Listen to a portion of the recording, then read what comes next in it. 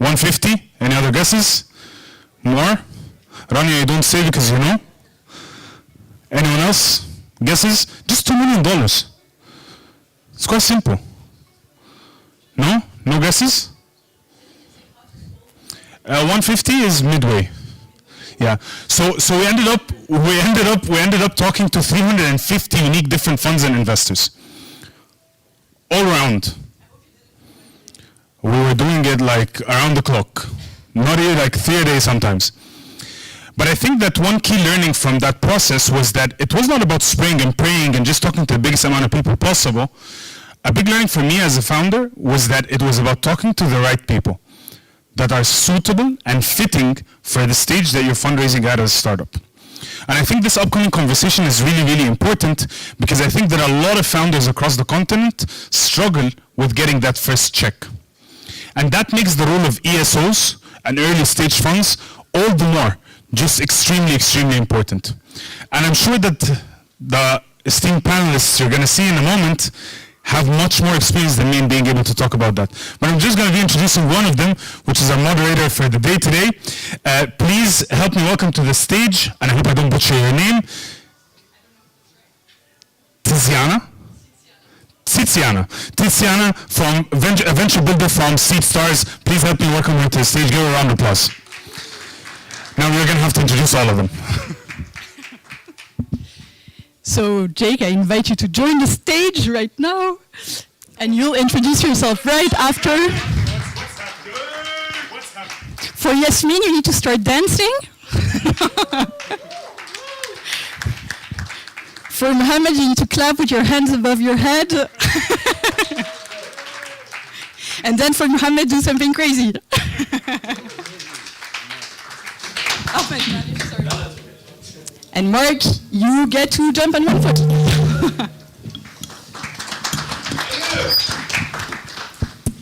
So first of all, thanks a lot for attending this panel. It's going to be a great discussion because we have a lot of people on stage today, so I'm going to try to make sure everyone speaks and shares their experience. I think what's super rich about this panel in particular is that we have ESOs and early stage investors, but what we really have is a diversity of actors that really bring a different angle to the table to talk about the African ecosystems as a whole, especially the early stage ones. So maybe let me start by reframing a few numbers about where we stand today. So today, if we look at the African ecosystems, but at Africa as a whole, Africa is, I think, approximately 17% of the world's population. It's 4% of the world's GDP, but it's only 1% of the VC allocation. So we're really speaking of numbers that don't really have matching ratios, right? How do we create a more equal ecosystem? How do we really cater to the needs not only of the people who live in Africa, but also of the people who launch businesses in Africa, of the founders? And how do we cater to the needs for investment? How do we cater to the needs for education, for capacity building? And interestingly enough, when you look and you zoom in a bit on what type of capital gets to Africa, you see that approximately 70%, which is 1,100-ish people or organization, are ESOs and angel investors and all those syndicates and likes. So what you see is that initiatives that start at early stage ecosystem building or that come directly from founders who exited and have money to reinvest represent 70% of everything that happens on the continent, which makes this conversation even more important, right? If you guys represent 70% of what's coming up, I mean, you guys and everybody else probably in this room and working in that ecosystem represent 70% of what we are doing today on the continent, I think we should be listening to all of you. And that's what I want to do today, but before we do that, I'd like every single one of you to introduce yourself, but most importantly, your organization as well, and what you're doing for the continent and on the continent today. Okay. Yeah, you start. Okay, thank you. And thanks to the organizers for having me here. I'm Jake Kendall, I run the DFS Lab, and we're an early stage investor focused on African tech companies.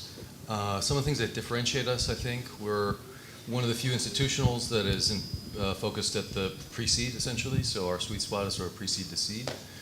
We have a thesis based around digital commerce. So our view is that the opportunity in front of us right now in Africa is to digitize the economy. And so we invest in what you might call next generation digital commerce, you know, not websites where you go to order a phone and get it delivered, but really full-scale digital commerce architecture and infrastructure that's mostly B2B and moves large chunks of the African economy into a digital form. So things across the major arterial value chain sectors. I think another thing that differentiates us is we're very intense. I think we're one of the most intense early stage investors in terms of support.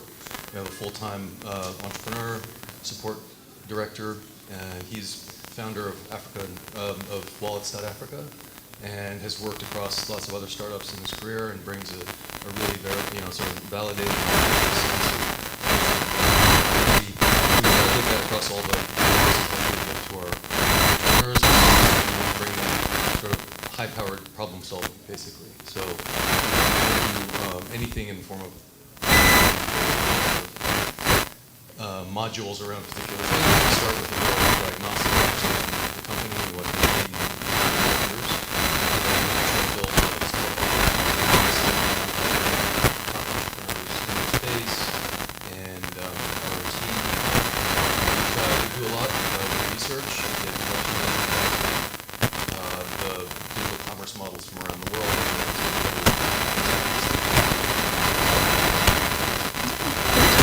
Yasmin, you want to jump in? Sure, thank you. So it's great to be here. I manage the accelerator program at AUC Venture Lab. And for those who don't know us, we are a startup, a university-based startup accelerator that's been around since 2013. So we're pushing our 10th year this year, and we've graduated over 200 startups. We have around an 80% survival rate. From the startups that we've worked with. We've recently been awarded Best Accelerator in North Africa, Africa, and the Middle East.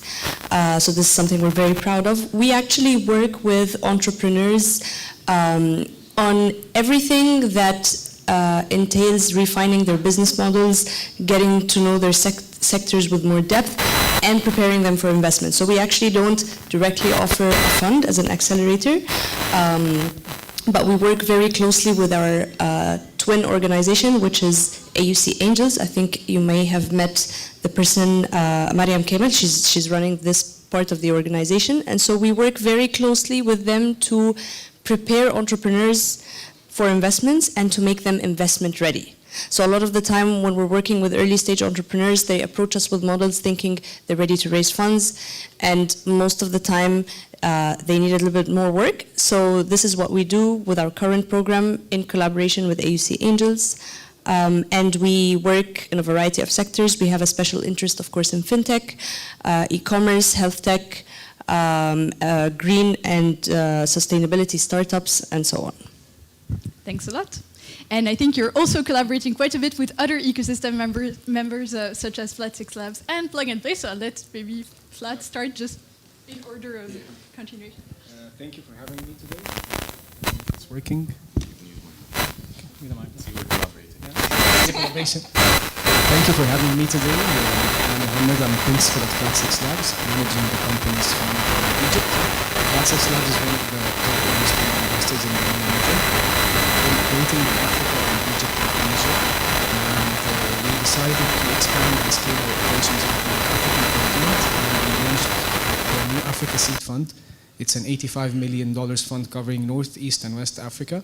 It will be the same as our investing model. We are the first institutional check in any startup, and we invest in programs. It's a program that is, our value proposition is not only the funding, but also our corporate network, our mentorship programs, our connections with our entrepreneurship enabling organizations in the ecosystems that we are operating in. And we believe that this will be the coming years for Africa, and that's why we're excited to be part of this growth of the continent in terms of VCs and early stage startups. Hi everyone, I'm Ahmed Mansour. I'm heading the Business Development and Corporate Partnerships division within Plug and Play Egypt, and scaling on a regional basis, inshallah. So Plug and Play, we like to call ourselves an open innovation platform. We have operations across more than 30 countries. We have about 3 business lines that we really focus on in terms of accelerators that are corporate backed. We run more than 60 accelerator programs across 18 verticals on an annual basis, and we have quite an active VC arm. We rank amongst the top 10 most active VCs on a global scale, second most active on focusing on sustainability and sustainability solutions. And finally, we have the corporate innovation arm, which is the one that I'm in charge of here in Egypt, where we go through to and offer consulting services to larger corporates to engage with early stage entrepreneurs or innovation solutions as a whole, be it on part to optimize internal operations within their corporates, or sort of additional product offerings that they can extend through to their client base. Yeah, that's very much in brief what we do and what I do. Thanks a lot. And then Mark, maybe you can wrap up with your international I will wrap touch. up. Right. Mark Birch. I am a former founder of an HR tech company, angel investor, advisor to many startups. I wrote a book on community building, if anyone has questions about that. And I'm presently at AWS, Global Startup Advocate. So what does that mean? I get to talk on panels like this and discuss really cool things that help startup founders to build, grow, and scale faster, and also sharing in some of that conversation about the programs and services that we provide to help startups and startup ecosystems to thrive. So essentially, if you want an AWS t-shirt or a nice book, you should turn to Mark. Yes, nice t-shirts. I don't have the t-shirts, but I may have some books. Aha, interesting, interesting. Great. No, thanks a lot for the introduction. And so this gives a great idea of the variety of stakeholders that we have to support early stage founders on the continent. Now, I wanted to take a slightly different approach to this panel than the title you see on the screen, which is what are Africa-based ESOs and early stage investors doing to accelerate startups to scale, and try to look at it the other way around and work it backwards. So now, fast forward in a few years, we are in 2035, and we are sitting here in Cairo, it's May 2nd, and we are discussing the state of the ecosystem then. So you guys, I want each of you to give one trait that the African ecosystems, be the VC ecosystems, the e-commerce ecosystem, the ESO ecosystem, looks like in 2035. And whomever wants to start can start. I can start. I mean, if I'm to flash back to 2023, majority of the backing that we've had in terms of plug and play, in terms of setting up accelerator programs for early stage entrepreneurs have been all consistently backed up by government entities. And I think that the enablement is great initiative to sort of kickstart the connection between government bodies and early stage entrepreneurs to really get them to roll out and start to really generate further traction from there. But if I'm to fast forward to 2035, definitely by then we have seen a bit more of a pickup within corporates themselves engaging with startups and engaging within new innovations and being more agile and more open to the idea of collaborating with startups. If I'm to flash back, there was been definitely a lot of resistance on that point. I think anyone that's sort of shaking up a new product model of some sort is constantly met with some sort of resistance.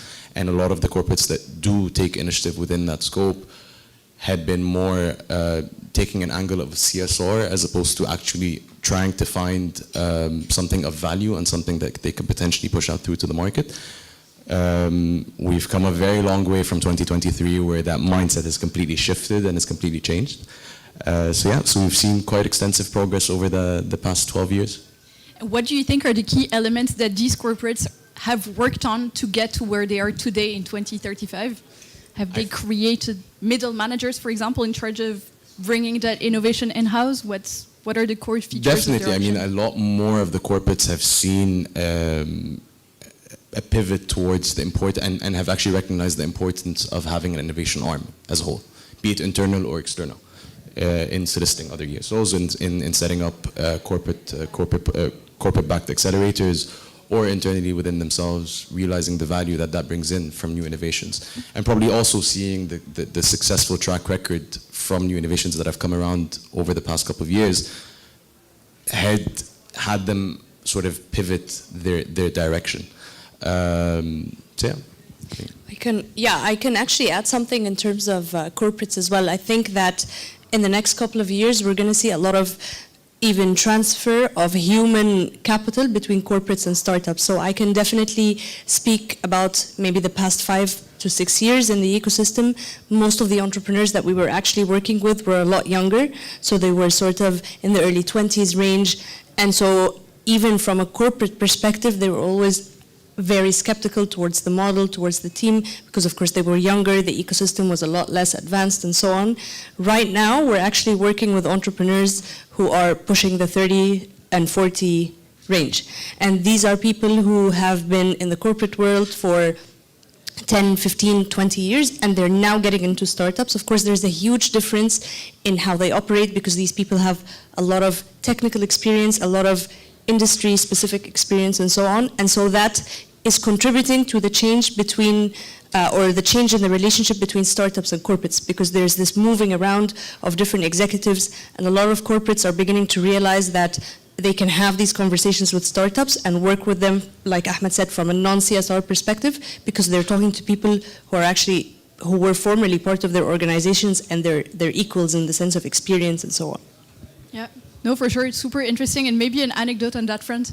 At SeedStars, we're launching academies, which are educational institutions, and we actually had the case of a student who got a salary offer in South Africa at X before starting the program, launched a startup for a few months, decided to not go forward with his startup. The corporate came back and said, okay, we're doubling your salary and we're putting you in a management position because of that experience, because of the legitimacy that comes with building a solution and getting your hands in the engine for a few months, a few years. You're in a sector that's quite particular because e-commerce is starting to have more candles on the cake every year, but it's still a relatively new sector. Especially for corporates who have an approach that's less digital to commerce usually. Do you see the same trends in your sector? Yeah, I mean, I definitely think long run, there's got to be kind of this integration between the startup and the tech sector and the more, sort of staid, legacy corporate sector. There's probably lots of different ways it can work, right? I mean, some of the collaborations that you guys are talking about, very important. I think we, currently a lot of our model, like I said, focuses on trying to apply digital commerce and e-commerce technology to large arterial value chains in the economy. So examples might be raw materials or construction. And in those sectors, we definitely see a lot of value to having founders who come from the corporate side of that sector. So those sectors tend to be relatively small number of actors who are buying or selling raw materials or constructing big buildings. And to be credible with them, you usually have to have at least one founder who came from that sector and can bring the relationships and the walk the walk and talk the talk and just know how it works. So that's definitely an area where I would agree, like could see more founders coming out of that sector. No, thanks a lot for these insights. And now if we jump more towards the side of the enablers, enabling essentially those companies, and I'm thinking, for example, Flat 6 Labs at the fund, on the fund side, if we are 12 years from now, these companies that have moved closer to corporates, etc., are invested in by whom? Are they still invested in by a Flat 6 Labs that has the shape that it has today? Or do you think the type of talents that you onboard to your fund has changed? Do you think the type of LPs that you onboard to the funds have changed? What do you see as the evolution of funds like yours who are really backing companies in large numbers across the continent? So I will start let's start with our experience in Egypt. So in the past 5 years, we can see a great improvement in local talent. This is the first thing. The second thing, the social aspect or the movement from outside the corporate job and the stable job, it's something that in our culture, you have to be a banker, you have to be an engineer. This has changed. And the third thing is the enablement that is happening through the governmental entities and also private sector organizations. This helped us in finding a good quality of pipeline at the beginning of the day because we screened 2,000 applications each year to invest in 15, 16 startups. The second thing is the expansion towards Africa. And the word scale itself, we see that founders at the beginning believe that the word scaling is about regional expansion overseas. However, no, this is not right. First thing, we tell them that scaling, you could scale. So for example, in Egypt, the demographics or the segmentation of the need of a customer in Cairo is totally different than a customer in Aswan, for example. It's still in Egypt. So this is a scale itself. And how do we help them as an accelerator to reach this scale locally is through the corporate side or the connections with corporates.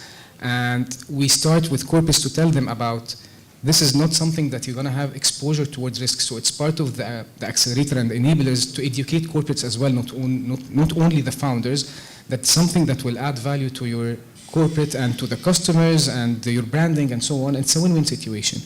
And I think Egypt is no separate from Africa.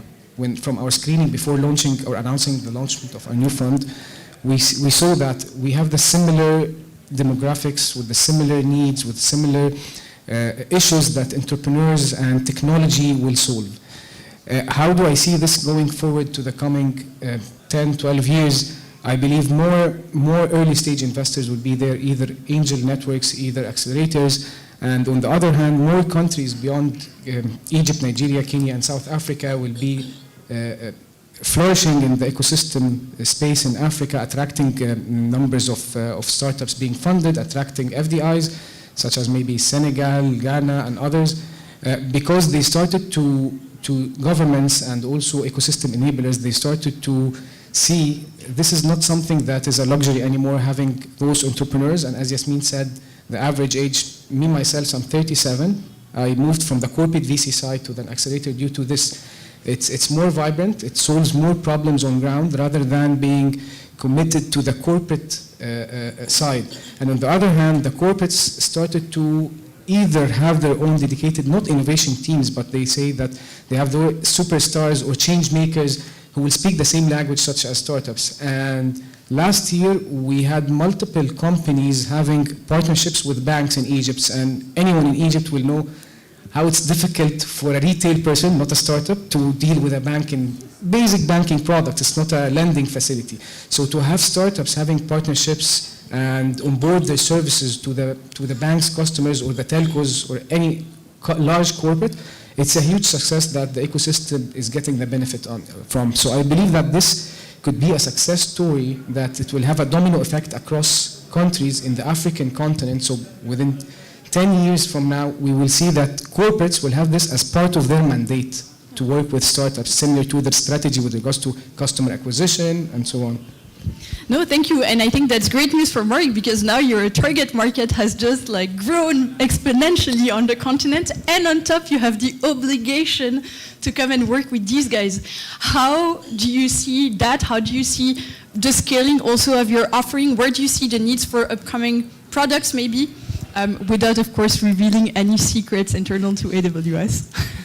I would not give out any corporate secrets here on this panel from the AWS perspective. But what I can share is two really interesting things relevant to what we're discussing here about enabling startup activity on the continent.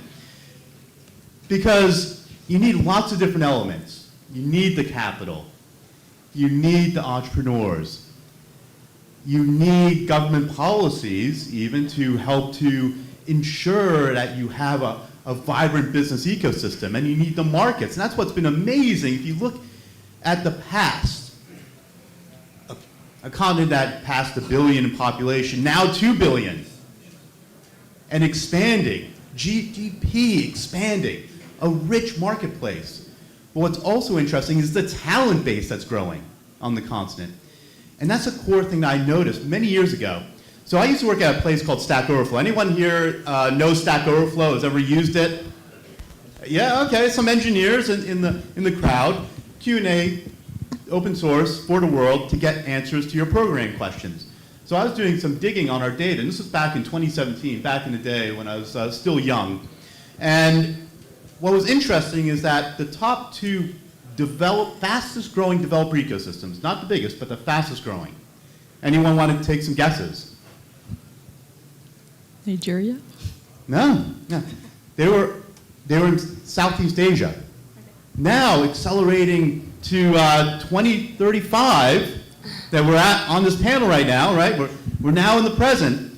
The top growing, fastest growing developer and largest developer ecosystems are Nigeria, I wasn't far. Egypt, in South Africa, and more regions across the continent. And what we're doing is we're developing a culture of building in software. And that's what AWS has done to enable that by providing cloud education for free. So now anyone who wants to be that developer, who wants to build something, who wants to experiment, they can do it in the cloud, they can do it for low cost or even free through credits that we provide, and you can continue on that journey because there's the education, there's the ecosystem that AWS is providing to help startups grow from idea all the way to scale. And it's not just about even the tools itself, which are super important. You need builders to build really great startups that are globally enabled to scale. But you also need the ability to optimize, and you need the ability to go to market.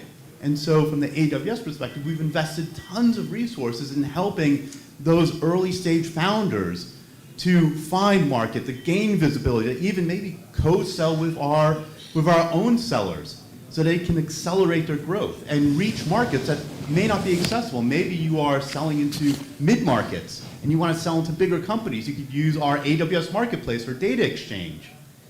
Now you have an opportunity to sell to a big enterprise, and it doesn't take a year.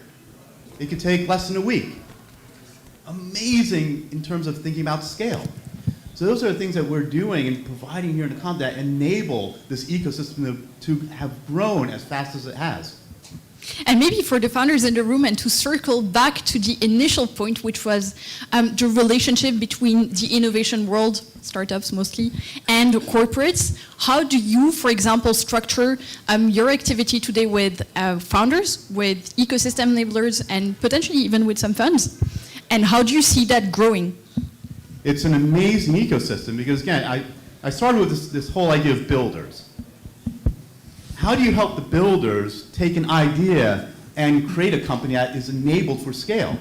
So we've built an incredible partnership network across the globe with folks that can provide the capital. So working with Plug and Play, working with all the different venture and accelerator arms across the world. So we've done that through our business development teams. If some of you are walking around here today, definitely check out Rawad, who's my partner on the business development side, who could share all about our VC and accelerator relationships. And also, now you need customers.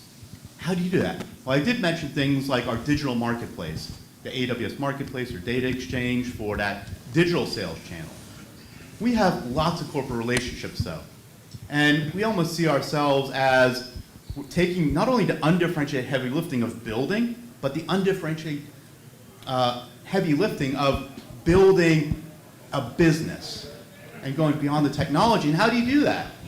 It's because you have corporate relationships. And so from our perspective, it's working with our customers and enterprise and across all of our different sectors to help make those introductions, and the work of organizations that are also facilitating those introductions that we do through our events, that we do through some of our programming, and some of the mechanisms that we have in place to make some of those connections and make it easier for the entrepreneur in their journey to not just think about the technology now, and no, AWS, you're a technology provider, and that's it. No, it's going through that journey and saying, okay, there's a technology I could plug in here to build scale from a technology architecture standpoint, but also to scale as a business. For sure. No, thanks for the explanation. So anyone, feel free to talk to Mark afterwards. Now, if we look, so you've provided a lot of insights, all of you, by the way, on how to support the companies. I think there's the other side of the equation is they will still need most likely capital, unless we have great products that sell from day one, which is of course super ideal, but not always the case. How do you see the investment landscape evolving? Do you see other players emerging, maybe earlier stage, 2035, hopefully we have the second, third, fourth wave of founders, people who founded repeatedly and who are now on the market, probably with pockets that are a bit more filled than 2023. How do you see that evolve? Potentially, the question could start with you. Yeah, we believe that the overall ecosystem in terms of fundraising, yet it's currently difficult due to local, global situation that is affecting the riskiest asset class, which is establishing a company and venturing into investing into early stage companies. However, we believe that, for example, in Egypt, maybe 5 years ago, there were only 5 fund managers, 5 VCs operating in Egypt. Now they exceeded 40. And this is the same thing across different countries in the continent. So you can see that with regards to the different investment types, so if it's an early stage as an accelerator, or if even it's an angel network or a late stage investor, so those different kinds of investment to cater for the different needs of startups at different stages, we believe it will evolve, because at the end of the day, you have supply of ideas or supply of problems to be solved. On the other hand, you need supply of funding to match this. What we were concerned about, and during the past 2 years with the COVID-driven business models, was the valuations. And this is something that we believe the overall correction that is happening now, it lets everyone to make sense of the valuation from both sides. I'm not going to pinpoint something towards an investor side or the founder side. Both sides were part of this valuation thing. So if the valuations got adjusted to the normal levels, fundamentals of the business were there, we believe that definitely more supply from funding side will come, and we can see that, for example, from our fundraising process now. In the beginning, we started this fundraising process last year for the Africa Seed Fund, and mostly we're talking to DFIs. Yes, they have their agenda with regards to support emerging markets and youth, but at the end of the day, it's an investment that they want to look for a return at the end of their investment period. In the past 4 or 5 months, we saw that although the challenges are there, but with their commitment towards funding in Africa and with the real problems that being presented to them in terms of the gap, for example, it's not only about the funding, the gap in education, educating founders about what to do and what not to do, because now you can have founders and companies with cash rich with funding, but they lack the strategic planning part of how to spend, where to spend in such turbulent times, how to prioritize our needs. Is it good to hire more? No, not less than last year when it was everyone was looking to expand aggressively. So this educational part became something that made this asset class also more attractive from the investor side to be part of it. Yeah, for sure, for sure. I think we're nearing the end of this panel. It's the 30 minutes and 6 people is tough. Maybe do you want to, we talked about quite a few things. We talked about the way the corporate world will and is reshaping towards partnering up with innovation ecosystems. We talked about how the investment world is also adapting and is also seeing new needs to further the funding. We looked into how various enablers are enabling the development of new products and the development of new startups.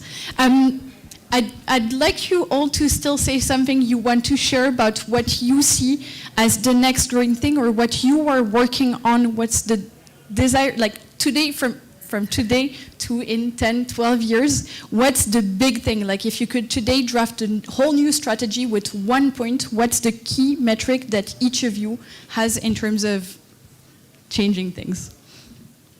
It's a tough one. Have to go first? You can go last if you want.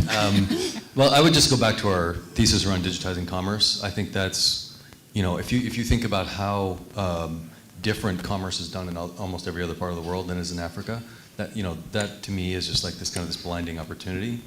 Now, how to do it, that's for us and other ecosystem players and entrepreneurs to figure out over time.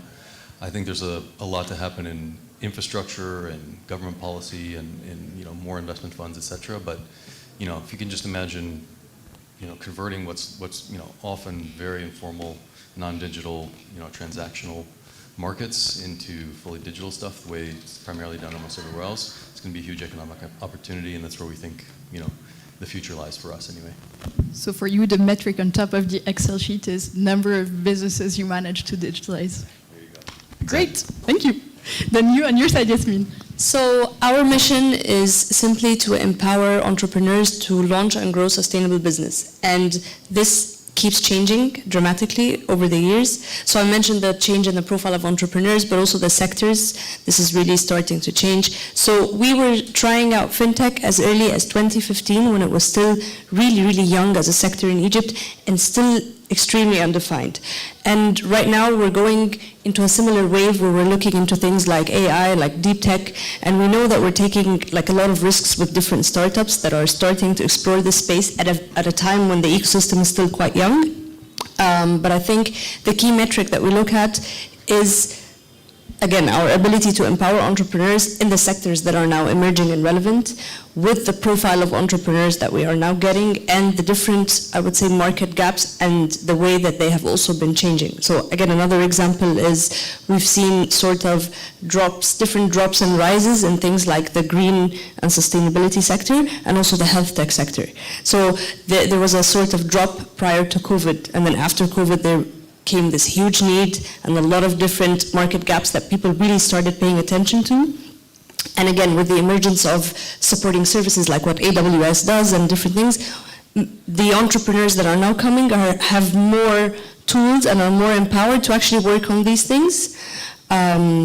So yeah, I don't know if this answers your question, but this is what we care about at AUCV Lab.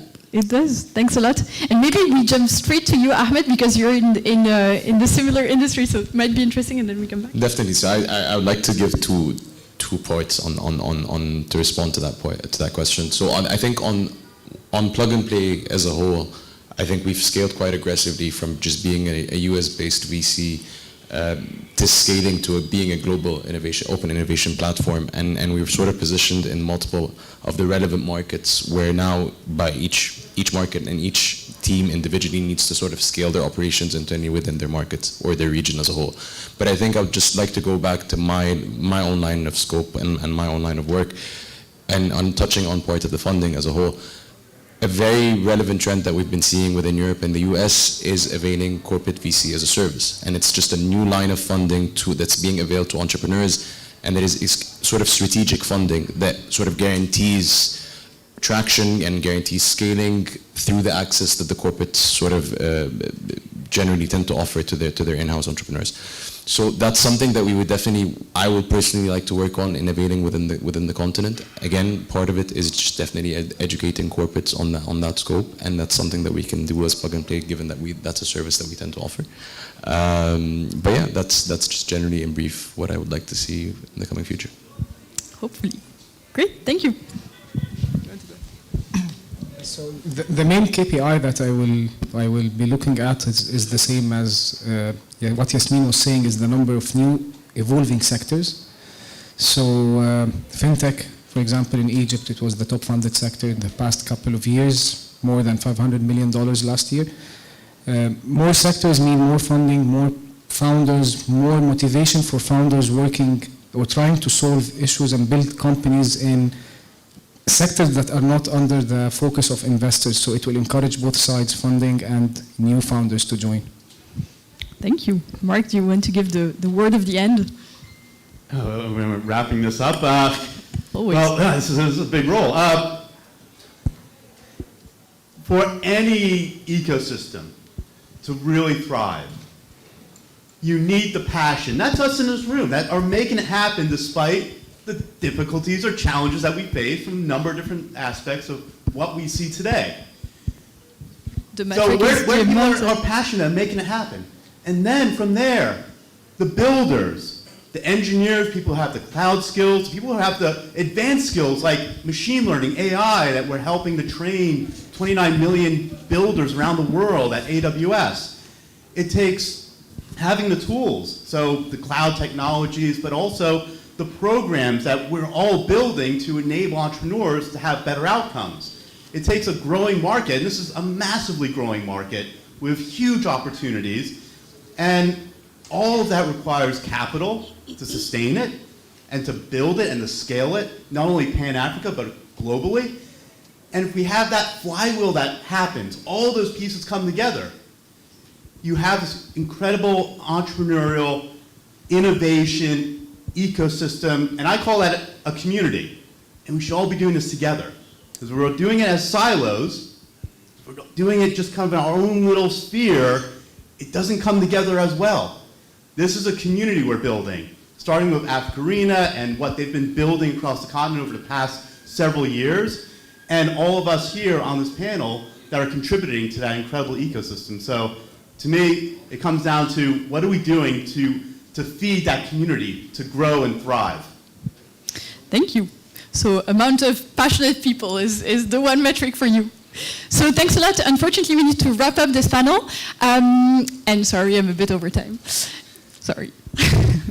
But the good news is, it seems as though it's all going to evolve, more capital, more companies, more enablement, more corporates supporting that game as well, and more talents being created and nurtured via the different initiatives of everybody in this panel. So thanks a lot for your time, for your insights. And if you want to continue this conversation, I strongly recommend you have a chat with everyone here on the panel. Thanks a lot for everything, your time, most importantly. Thank you.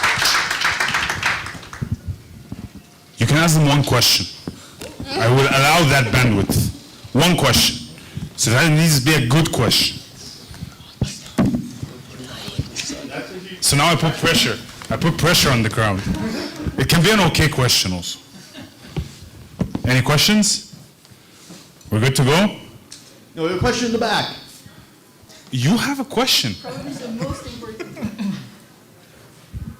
So my question is, as ESOs, I'm very curious to find out, like, do you guys have any type of partnerships with, DFIs, later stage investors, or like Series A investors? So like, let's say you've done your investment, like, what are the co-investment opportunities that you guys deep dive into? And it's a good question. Well, for me, it's cheating. I have Tamim in the room, so maybe I'll load in for you guys.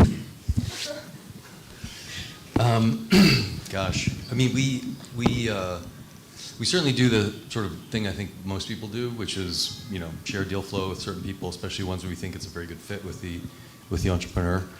Actually, I want to say most of our investment deal flow almost comes the other direction. So we get a lot of stuff from other funds who say these guys are a little bit too early for us, but we think they fit your model, and we'd love it if you took them and made them investable for us. And then we're talking, we've got discussions going with a couple of later stage funds to actually invest in our fund as kind of to solidify a partnership like that. So we'll see how that goes. But So the answer is yes. Do you guys want to also take a shot at it? Yeah, so basically part of our support to the companies that we invest in is that we put them in contact with other investors. And for us to do a follow-on funding, for example, we need another investor to be joining the round so they can set the valuation. And we were lucky that we had more than 50% of our portfolio companies having co-investors joining us in a follow-on funding in Egypt.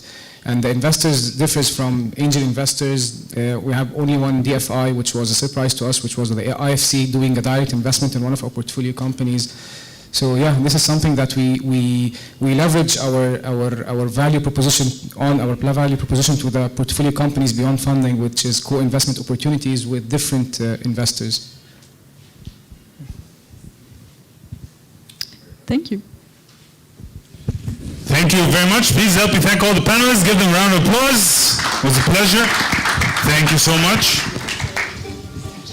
Okay, and as they remove, oh wow, there's like a whole crew thing going on. As they remove the chairs off the stage, may I ask you, everyone, to put your hand in your pocket and check if you have your phone?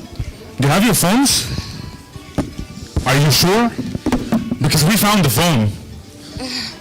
And I'm not joking. It's a good phone.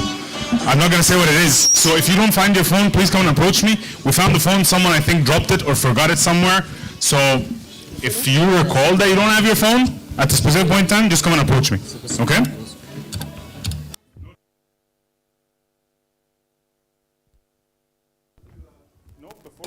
Can you put the slide for housekeeping announcement? There is a VC innovation night. Where is the slide?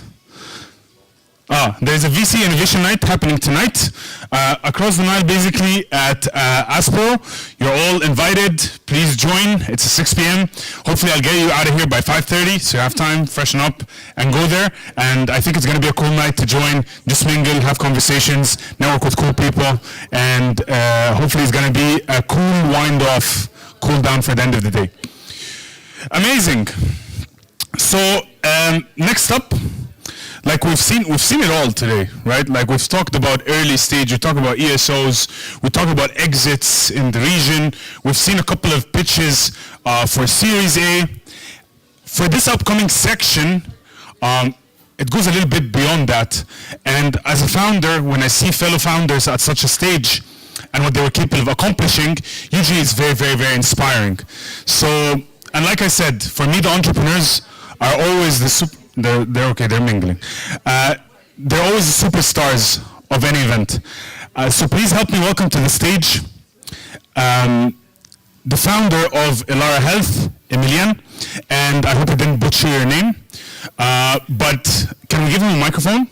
So I'm going to do a little bit of Q&A with you first, before I give you the keynote. So Emilian is going to be giving us a 15-minute keynote talking about Elara Health. They're currently fundraising for their Series B round. So if anyone's interested at this point in time in Series B fundraising or Series B funding, Elara Health is your go-to. Emilian, how's the journey been so far, all the way to Series B? Thank you. Well, it's actually not really a Series B. Is that working? Yeah, you're good. We just closed a pre-series. well, it depends on the names of those funds maybe confusing between the different geographies, right? But how's it been so far? Very good, very good. And thanks to some of the investors present here who supported us, believed in us, and keep supporting us. What, from your perspective as a later stage founder to an early stage founder like myself, if you would give me one advice, what would it be? Finally, it's about showing the passion for what you do, and showing that what you do solves a massive problem in the market, but may also come from a personal problem that you've been trying to solve for yourself, for the people around you, and then you found a solution, or you found some of the solution, and now you're trying to, build an economically sustainable model out of that solution. Beautiful. So I'm going to give you now an opportunity to talk to us about your passion. Thank you. Thank you so much. So my name Come on, give a round of applause to the guy, man. So my name is Emilian, and I'm extremely passionate about bringing or making 1 million health professionals able to deliver better care to 1 billion people using technology and at a fraction of the cost that it costs today. So I'll start with very quick, how does it work actually? We'll start with a very quick personal story, actually, because as I said earlier, what I'm doing currently came from a personal problem. So this was not many years ago. It was actually back in, I think, 2015. After, a long career of management consulting, venture capital, startup building, not sleeping, not eating well, not taking care of my health, I ended up being extremely sick. So saw a doctor in Cape Town back in 2014, and he said, if you keep doing what you do, you're going to hit a wall very, very soon. And this was a picture, I think I was, extremely high cholesterol, high glucose, blood glucose, high HbA1c, everything goes high, everything goes in red. I was not sleeping. I still remember, not more than 10 years ago, I told my mom that I'm going to sleep when I'm going to be dead. And she was very, very upset. So anyways, I was not taking care of myself, and the numbers were showing. And this is something coming from one of my wearables. Time to ease up. So my body said, no more. Doesn't mean that I shouldn't continue building companies or doing business, but I need to take care of myself. And I love measuring, I love numbers. I come from a very analytical background. So I look at my own numbers the same way I look at the company numbers. And the numbers were bad.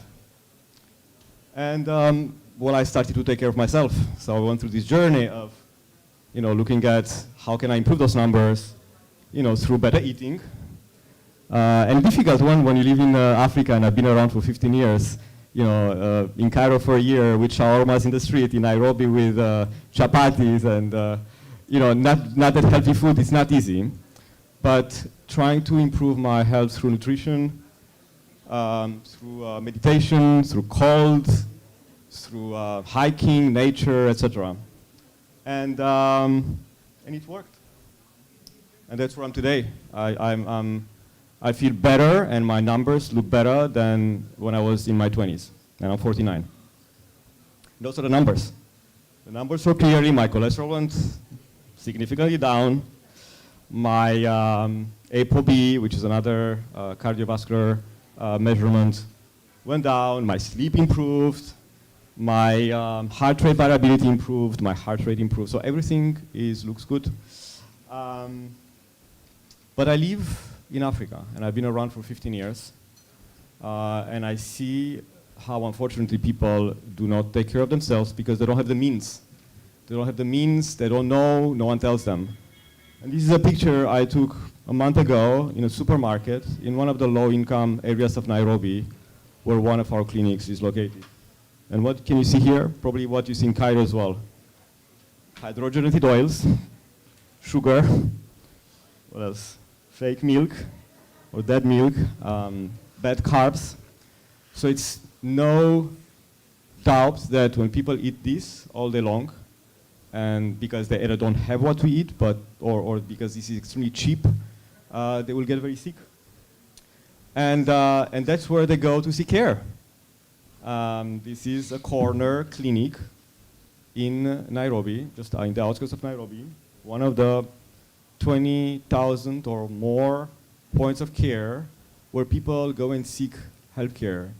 And I'm talking about 80–90% of the people in Kenya, and pretty similar percentages in the rest of Africa. So that's how I started in our health, actually. Coming from a very, very personal problem, improving my own health, looking at the numbers, showing that it works, but being on the continent, being in places which will not afford to do what I did for myself, but will afford a bit.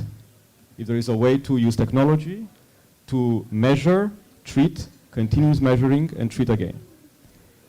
And my dream has been for many, many years, since I've started my own journey, to bring a small chunk of what I do for myself to the people in the place where I live. And back in 2018, so remember, I was transitioning out of a fund which I used to run. I was in Kenya, and I started to visit small corner medical shops. I call them mom and pop shops. Some people call them clinics. They're actually clinics. To understand, what's the problem, and is there anything I can do about this problem. And I met one of the clinicians. This is a lady called Diana who runs a small clinic in the outskirts of Nairobi, and like her, there are 10,000 privately owned mom and pop medical shops. There are 20,000 small clinics in general in Kenya. So, I'm not sure how does it compare to here, but if I compare to, if you just Google how many GPs are in England, there are about 6,000. So Kenya has 20,000. So very often we say there is no access to care in Africa. Well, there is actually a lot of access to care, but the quality of care is the way you saw it in that picture. So meeting Diana and meeting other clinicians like her, she's not a doctor, she's a nurse actually. I was trying to understand, I was asking her what are the problems, what are the issues that you see, and she was telling me, like many others, we have pregnant moms coming daily and in the need for an ultrasound, for a scan, and we don't have money to buy an ultrasound. Or there are people coming with, with high blood pressure, high blood sugar, so cardiovascular, diabetics, and we cannot treat them because we don't have the instruments, and we send them into the public sector, which is either inexistent or doesn't have instruments either, so those people will remain untreated. So that's how all this idea of what we do today came, which is how to find economically viable solutions to help clinicians like Diana to provide better quality of care using technology. And literally what we do today is we step into those clinics and we upgrade them. We start with diagnostic devices in a leasing model. We place a device, maybe be it a portable ultrasound, being a full blood count machine, being a vital monitor on the desk of the clinician, on a leasing model over 2 to 3 years. So it's literally asset financing. We give them credit to buy, we sell on credit medication, but we digitize them before. So we place a platform to understand their revenues and their patient issues. Like in a, if I was to do VC, I would have said, I do a pray and spray strategy over 1,000 and 1,000 of clinics where I give something on credit. I identify, I look at their numbers, and I pick up the best players. And in the best, I'm going to top up. And that's exactly what we do. And I like same like for myself, the before and after pictures. So that's what we were doing before, and that's how we look today. A lab, a pharmacy, the clinic in itself. So over time, since we started in mid-2019, we've worked with over 2,500 clinics out of those 10,000 privately owned, small primary care medical clinics in Kenya. And the results are actually good by doing this model of let's call it, I call it flexible financing, right? Where we make revenue out of a mix of leasing, diagnostic devices, selling technology, giving credits for consumables and medication, and even taking a revenue share out of those clinics. We've been able actually to transform a significant number of clinics at all of the levels. Clinicians are happy because today can offer more things that they were not able to offer before: diagnostics, better medication, cheaper medication, be a one-point shop for all those mid to low-income individuals who seek care in their neighborhood, and be better than other clinics, right? In each street you step out of your house in Nairobi, if you live in the outskirts, you're going to be 20 clinics and 100 pharmacies. So be better than the other clinicians around. The patients are happy, the clinicians are happy. We measure the Net Promoter Score, and we generate revenue. I think that's extremely important. Clinicians generate revenue because they provide more staff. We generate revenue because they pay us. Patients are happy. And we closed last year with about $1.5 million in revenue at a very good gross margin. We're growing. Hopefully this year we're going to close 4 to 5 million. Low default. So the model works, but we're still touching the tip of the iceberg, in my opinion. And look, we've been very fortunate. We've made a lot of mistakes. I mean, what we're building is really something which doesn't really exist. We're not building clinics from scratch. We're not building hospitals. We literally do financing of micro-medical SMEs in the healthcare space. And that's something which is very new. We can inspire from models in the US. We can inspire from models in other places in the world. But it's like left and right. So we've been extremely fortunate, made mistakes, corrected the mistakes, keep growing. And we've been fortunate to have actually people who supported us. Some of the investors are in this room. We've raised both equity and debt and grants. Just closed a round actually a couple of months ago. But again, we're very still early in my opinion. What we're trying to build here is a whole ecosystem. It's not a telemedicine platform. It's not building clinics. It's actually supporting local and medical entrepreneurs to grow by giving them whatever they need, technology, assets, and other elements, by also helping the patients with financing. So we're about to build a patient-focused model as we grow, and eventually going out of Kenya and then tackling a lot of other markets in Africa. There are about 200,000 small nurse-led medical practices in 7 markets in Africa. So it's extremely fragmented. So we really consolidated this market. So this is about what we do, and then I'd love to talk to the people in the room and outside, whoever is interested to learn more about what we do, whoever is interested to give us ideas, Again, there's so many things we don't know. So thank you very much. Appreciate it. Fantastic. Give them a big round of applause. Solving complex problems. That's what entrepreneurship is. Do you have any questions? Any questions for Elara Health? Even if you're their investors, that's okay. You asked all your questions. That was a rough DD. You asked all the questions before. Yes, I can imagine. I can imagine.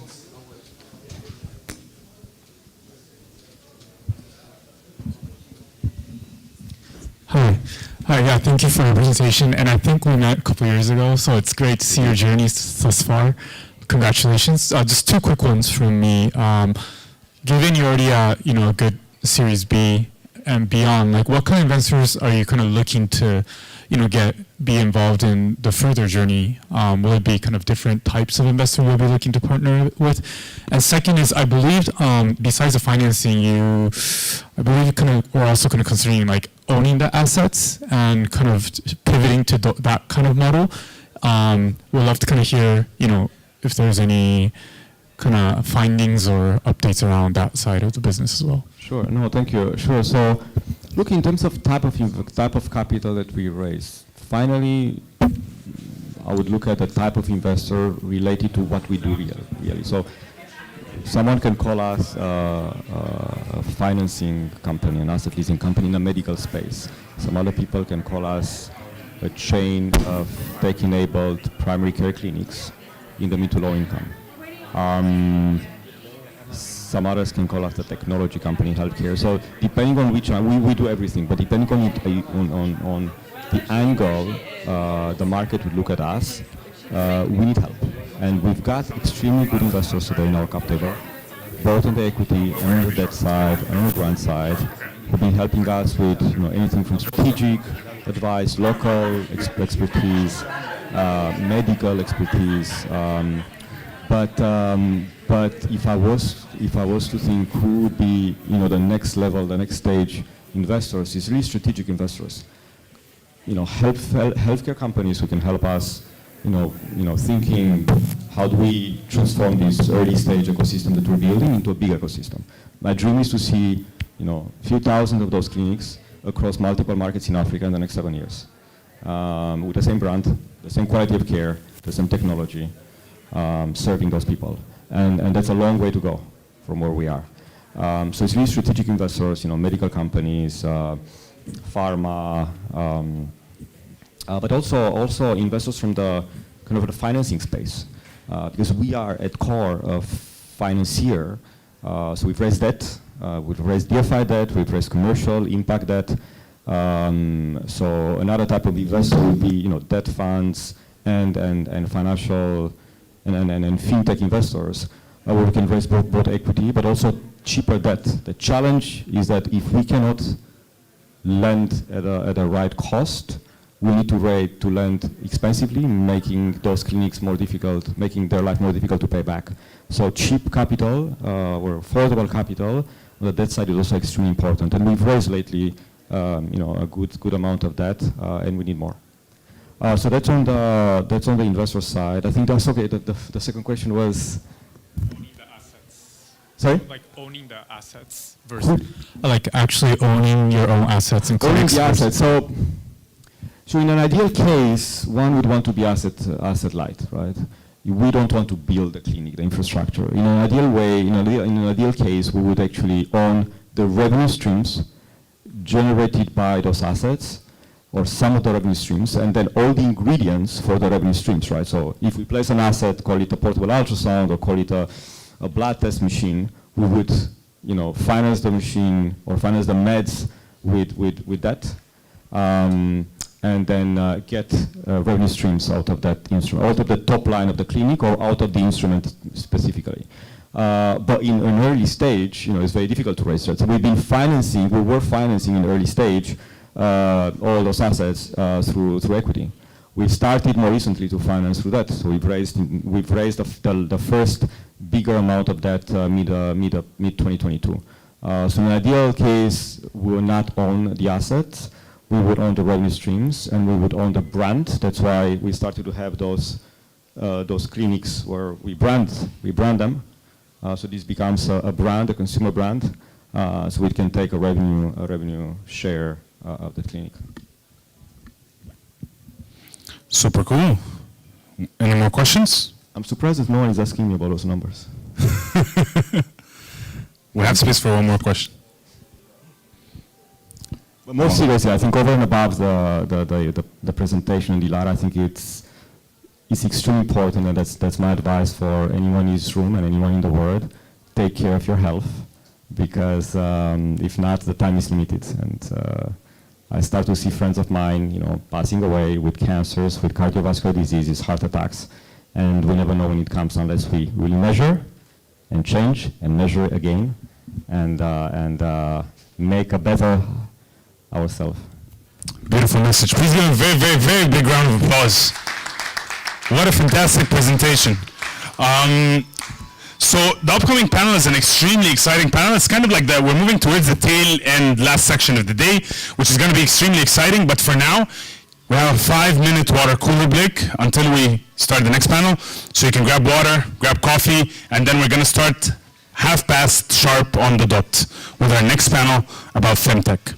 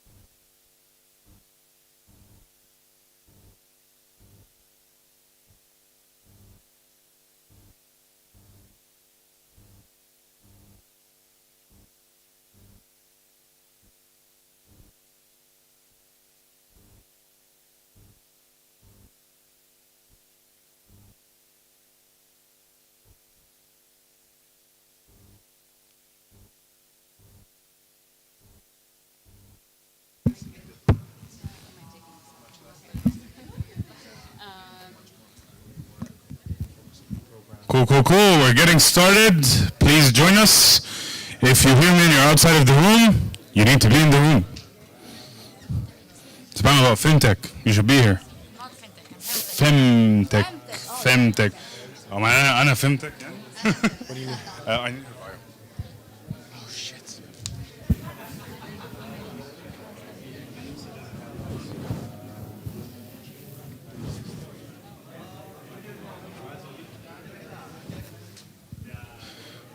We're going to be starting. Please feel free to join us in the room. Female tech entrepreneurs. You should be here. Do you just want to hold my phone? Yes.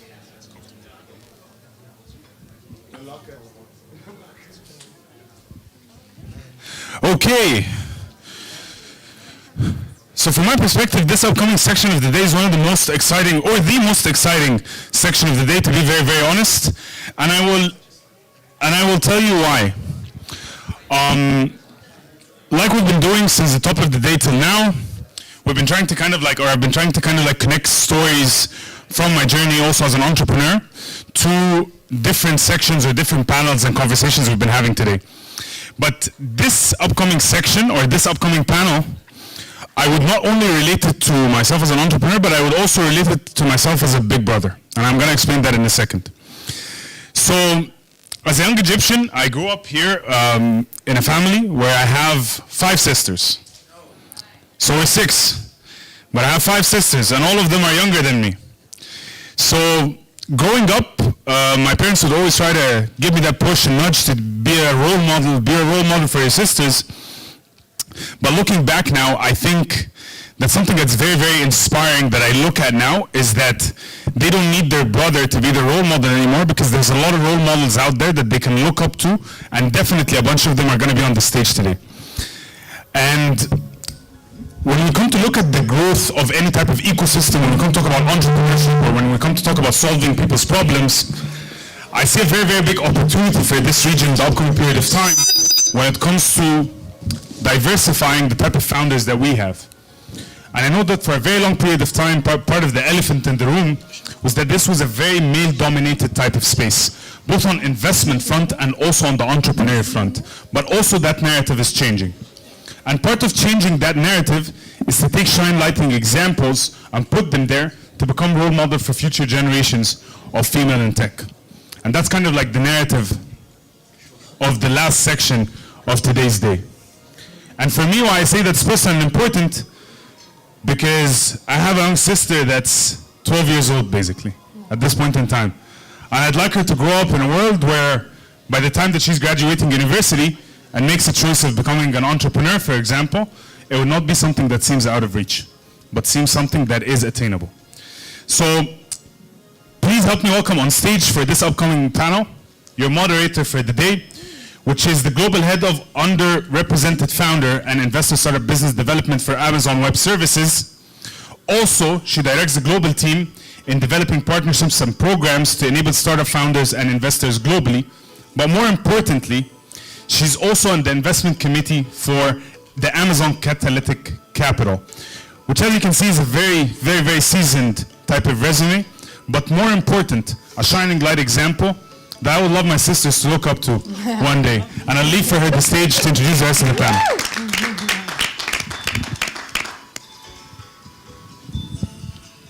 Hello, good afternoon. Good afternoon. I'll just go ahead and have all of the panelists join me on stage because they're going to introduce themselves.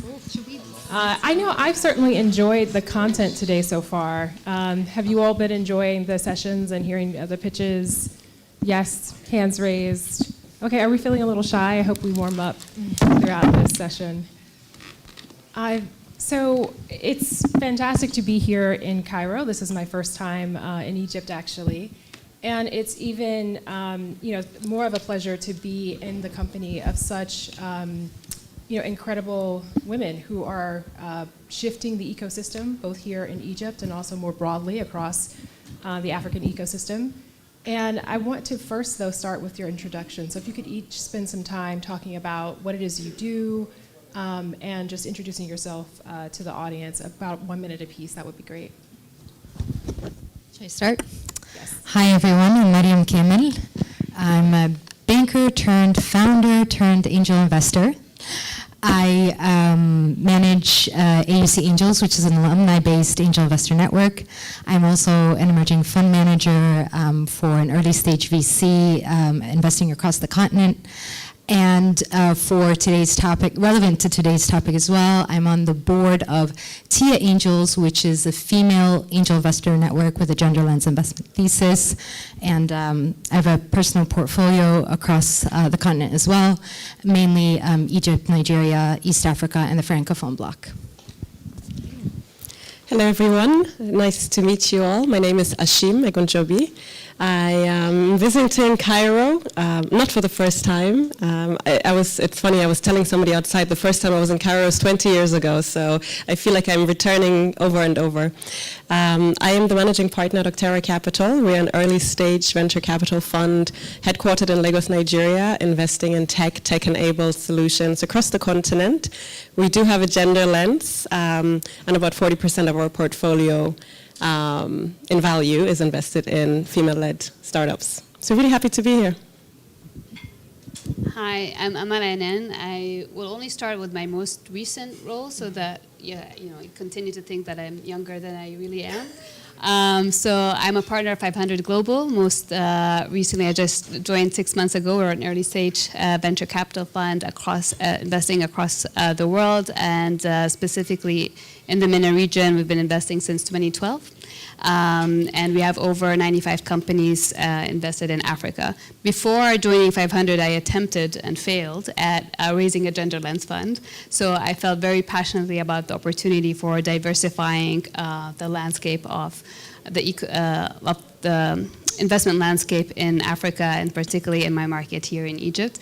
But I'm really glad with 500 that the leadership is predominantly women, and similarly 40% of our portfolio is women. So it's something where I felt huge value alignment.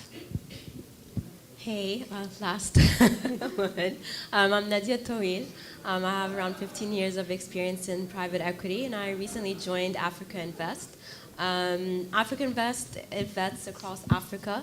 And we have a VC fund that we've just raised for in July 2022. The interesting thing about our firm is we are gender focused, and 44% of our employees are women, and therefore this kind of falls through into all of our portfolio companies as well. Thank you. So I want to make this very conversational. We started the discussion even outside, beginning to talk a little bit about some of the things that we see both here in the African ecosystem, but also more globally. And some of the challenges really are the same even across geographies. And I don't want to spend a lot of time on challenges, but I think that if there is someone in the room who hasn't really been a part of this kind of conversation, it's helpful to just outline a bit of what is it that you see that could shift. I know the title of the panel is building a more resilient pipeline, but really we're talking about strengthening the role of women in the startup ecosystem. Whether that ecosystem is defined by a single country or the broader continental market or globally. So I'd like to start with you, Ashim, and really get your perspective on some of the challenges that you've seen for women in VC. And let's talk about both sides, from the perspective of more women entering as investors into VC, but also what are the challenges that you see founders facing as someone who is writing checks at a fund? Yeah, sure. I think everybody has probably seen, maybe not everybody, it's probably just my assumption, but a lot of us have seen the numbers with regards to where funding sits, not just in Africa, but worldwide. So we talk about less than 2% of funding going to female-led startups. And I think it was like 16, 17, 18% of funding going to diverse founder teams. It's just simply not enough. And oftentimes the question is, well, why is that? Is that because we don't have sufficient pipeline? Or is that in fact for other reasons? And I think one of the other stats that we don't talk about enough is, for instance, that across the world, typically if we look at those global numbers, about 10% of VC funds are headed by women or led by women. So if you think about those numbers, then probably it starts making a little bit more sense. when the focus and the intentionality isn't there with regards to where funds are to be allocated, building a diverse portfolio, having certain metrics that you're working towards, whether those are, fund or portfolio or investor-led metrics, then it gets very difficult because then we probably are also not measuring. And then at the end of the year, somebody writes a report and we're all shocked. So I think some of the challenges that I certainly see are not necessarily with regards to do we have a pipeline? I believe we do. I think the challenges really center around intentionality with regards to building portfolios that are in fact diverse, ensuring that founders as well as female investors have opportunities to sit in spaces of equity. And what I mean with that is to say that everybody is awarded with the same opportunities, fully understanding that not everybody has the same baseline to start with, right? So we may have seen this picture where 3 people stand over a fence and are trying to look over the fence into what's happening out there. And everybody's given the same height of box, okay? Now, the reality in the world is that we're not all the same height. So you've got somebody who's super short, you've got a really tall person, and then you've got like a medium height person.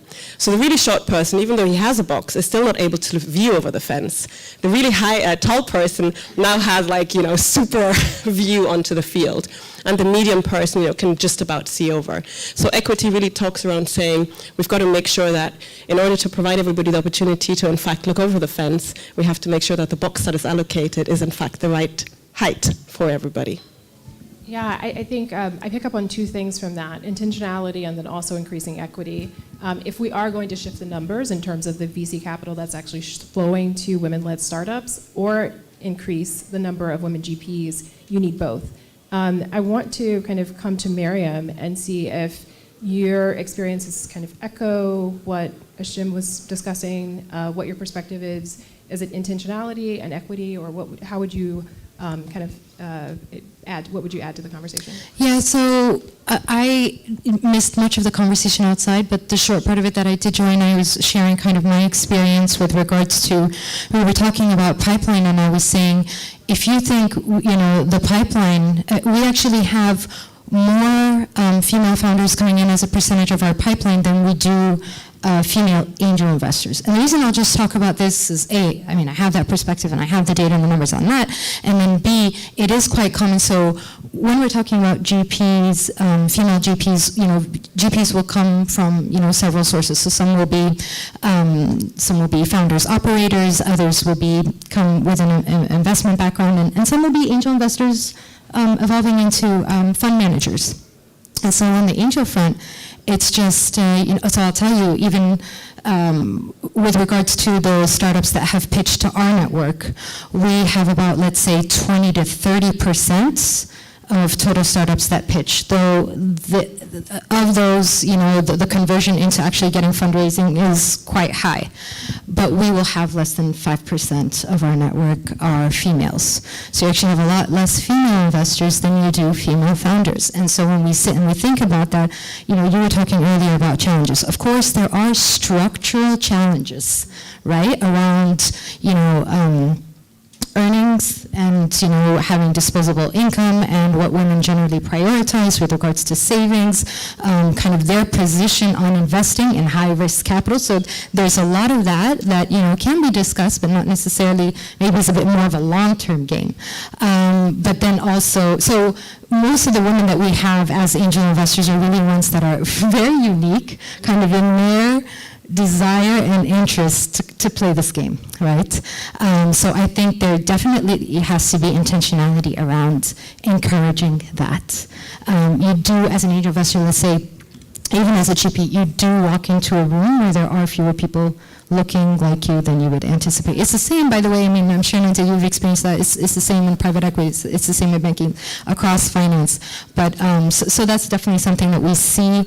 We're definitely also seeing it improve as there. We're seeing more females graduating from STEM-oriented degrees going into just the tech space in general, or as operators. A lot of them, the prediction, of course, is that then feeds into some of these successful founders then spill over into investors later on. So, I mean, the progress is there and it's, evident, but we are starting from quite a low base, just to kind of echo what Ashim was saying. Yeah, it feels like we're already turning towards solutions a bit, right? The challenges are clear, they're easily kind of defined, as Ashim did. Amal, I'm curious to kind of bring you into the conversation, and as we begin to think about solutions and what kinds of things you're already seeing in the ecosystem, whether it's from a programs perspective or other things that are helping to increase the number of women who are starting startups, getting funded, and also increase the number of women who are becoming GPs. I would love your perspective on some of the solutions that you see that work. Yeah. I like to very much think of the progress that's been made so far and to acknowledge that. Obviously, you look at today, specifically in Egypt and across Africa, I think if you went to Africa 15 years ago, you wouldn't have been meeting that many women GPs, both in private equity and even more so in venture. And so that progress is very visual, and that's something that actually kind of gives me a lot of hope. At the same time, it's also one of the things that are across the board is it's a very tough market, right? Today, just the global challenges are putting a setback on every front, gender diversity being one of them. So in much tougher times, even the repercussions on diversity are more felt. So even some of that progress is being eroded because, as we think of how much harder it's becoming for startups to fundraise and investors being pickier and pickier, they go with safer solutions, what they perceive as safe. And unfortunately, safe does not necessarily share the same looks as diversity. So some of that has been, hard hit this year and last year. And I think this is where, to Ashim's point around metrics, it's very important to be measuring that, to see even when there are setbacks happening, how they're going on across the entire market and portfolios. On that, what I really loved Ashim's description of the fence and the height, and it's actually a visual that I think about often. And one of the things that I recently saw that I loved is a new version of that picture where they changed the shape of the fence. Mm-hmm. And I think this is where solutions lie. Why do you accept the fence being that height, right? Does the market need to look that way? Do we really think the way as GPs, the sourcing mechanisms, the diligence mechanisms, and how investment and decision-making processes are being made are really leading us to the best returns, and how we are missing out on a lot of great opportunities because of how we got anchored into thinking that this is best in class, and re-questioning that and re-questioning how our markets should actually look. I love a more colorful, more diverse market, right? That's a better world that I want to live in. And when someone, at the beginning they said, I want my 12-year-old sister to have better opportunities, to live in a different world than we are in today. I think this is where, it's where solutions can come. When you think of how you would want, what kind of world you want to live in 30 years, and how you're doing business today, is that really going to create that colorful, sustainable, beautiful world, safer, from my opinion, world to live in. And in that world, the fence is pretty much imaginary. It's just a given construct that you can really play around. Like, can't you just put a hole in the fence so that the shorter person can see you on the other side? Because why can't they see? And I think this is where there's a lot of opportunity to rethink our investment processes and mechanisms and our hiring and how we create opportunities. I think sometimes, honestly, when we're hiring, I don't really care if they have university degrees, right? I give case studies based on, can you do the job? and increasingly, as we think of who are the best people to perform these jobs and and have the skill set and have the culture and the values to bring the best out of the market and to really drive those returns and drive those changes, it makes us revisit a lot of things, and a lot of things that we thought are given. Back in the day, to be a finance professional, you had to study for a CFA, and that was one of the checks. Whenever I graduating person and all of the Gen Z analysts that are coming to market and be like, what do you think of the CFA? I'm like, that's a waste of time. Like, do not do it.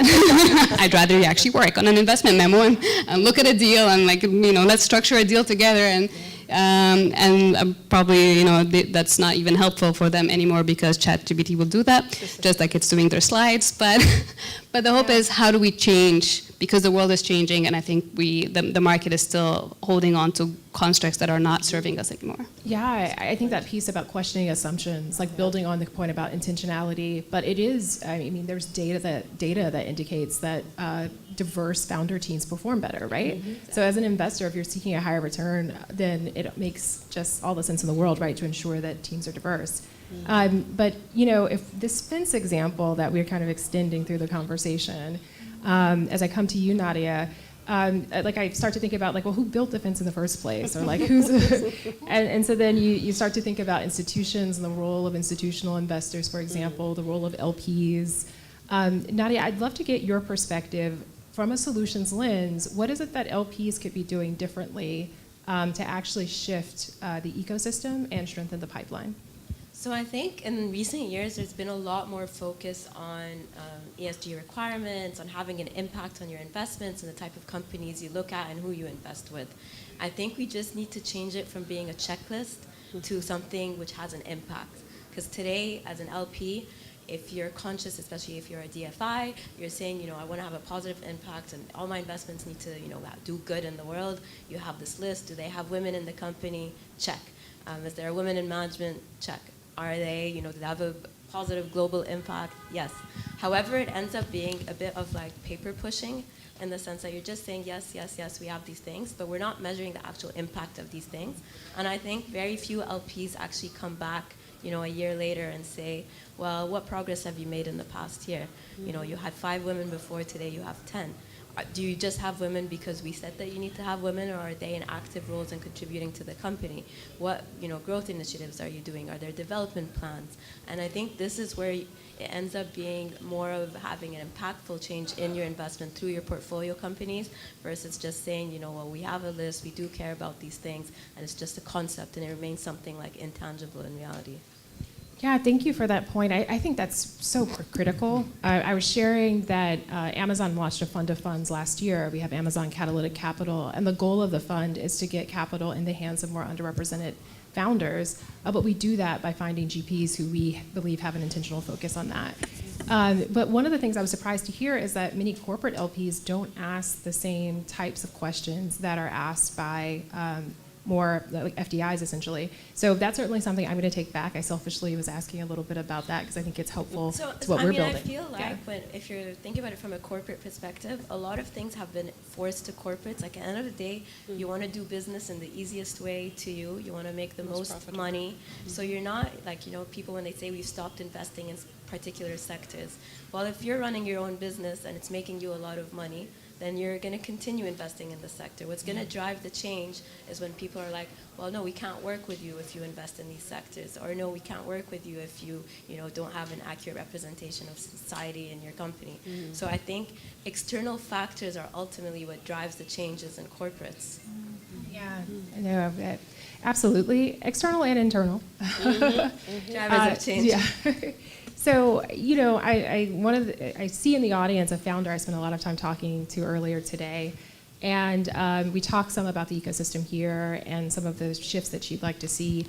And as I think about putting myself in her shoes, having been a former founder, often you're trying to get some tactical, strategic pieces that you can take with you, not just kind of the high-level points. And we've talked some about the different stakeholders within the ecosystem. But turning to the founder in particular, I'd like each of you to talk about some of the tips that you'd give to a founder. Let's say it's seed stage founder, right, early on. What are the strategies that you've seen founders deploy to successfully raise capital that you would kind of advise any founder on? And I'm specifically thinking about Aya, who's in the audience, who's building Word, and we had some time to talk about it. So starting with you, Miriam, and going down the panel. Sure.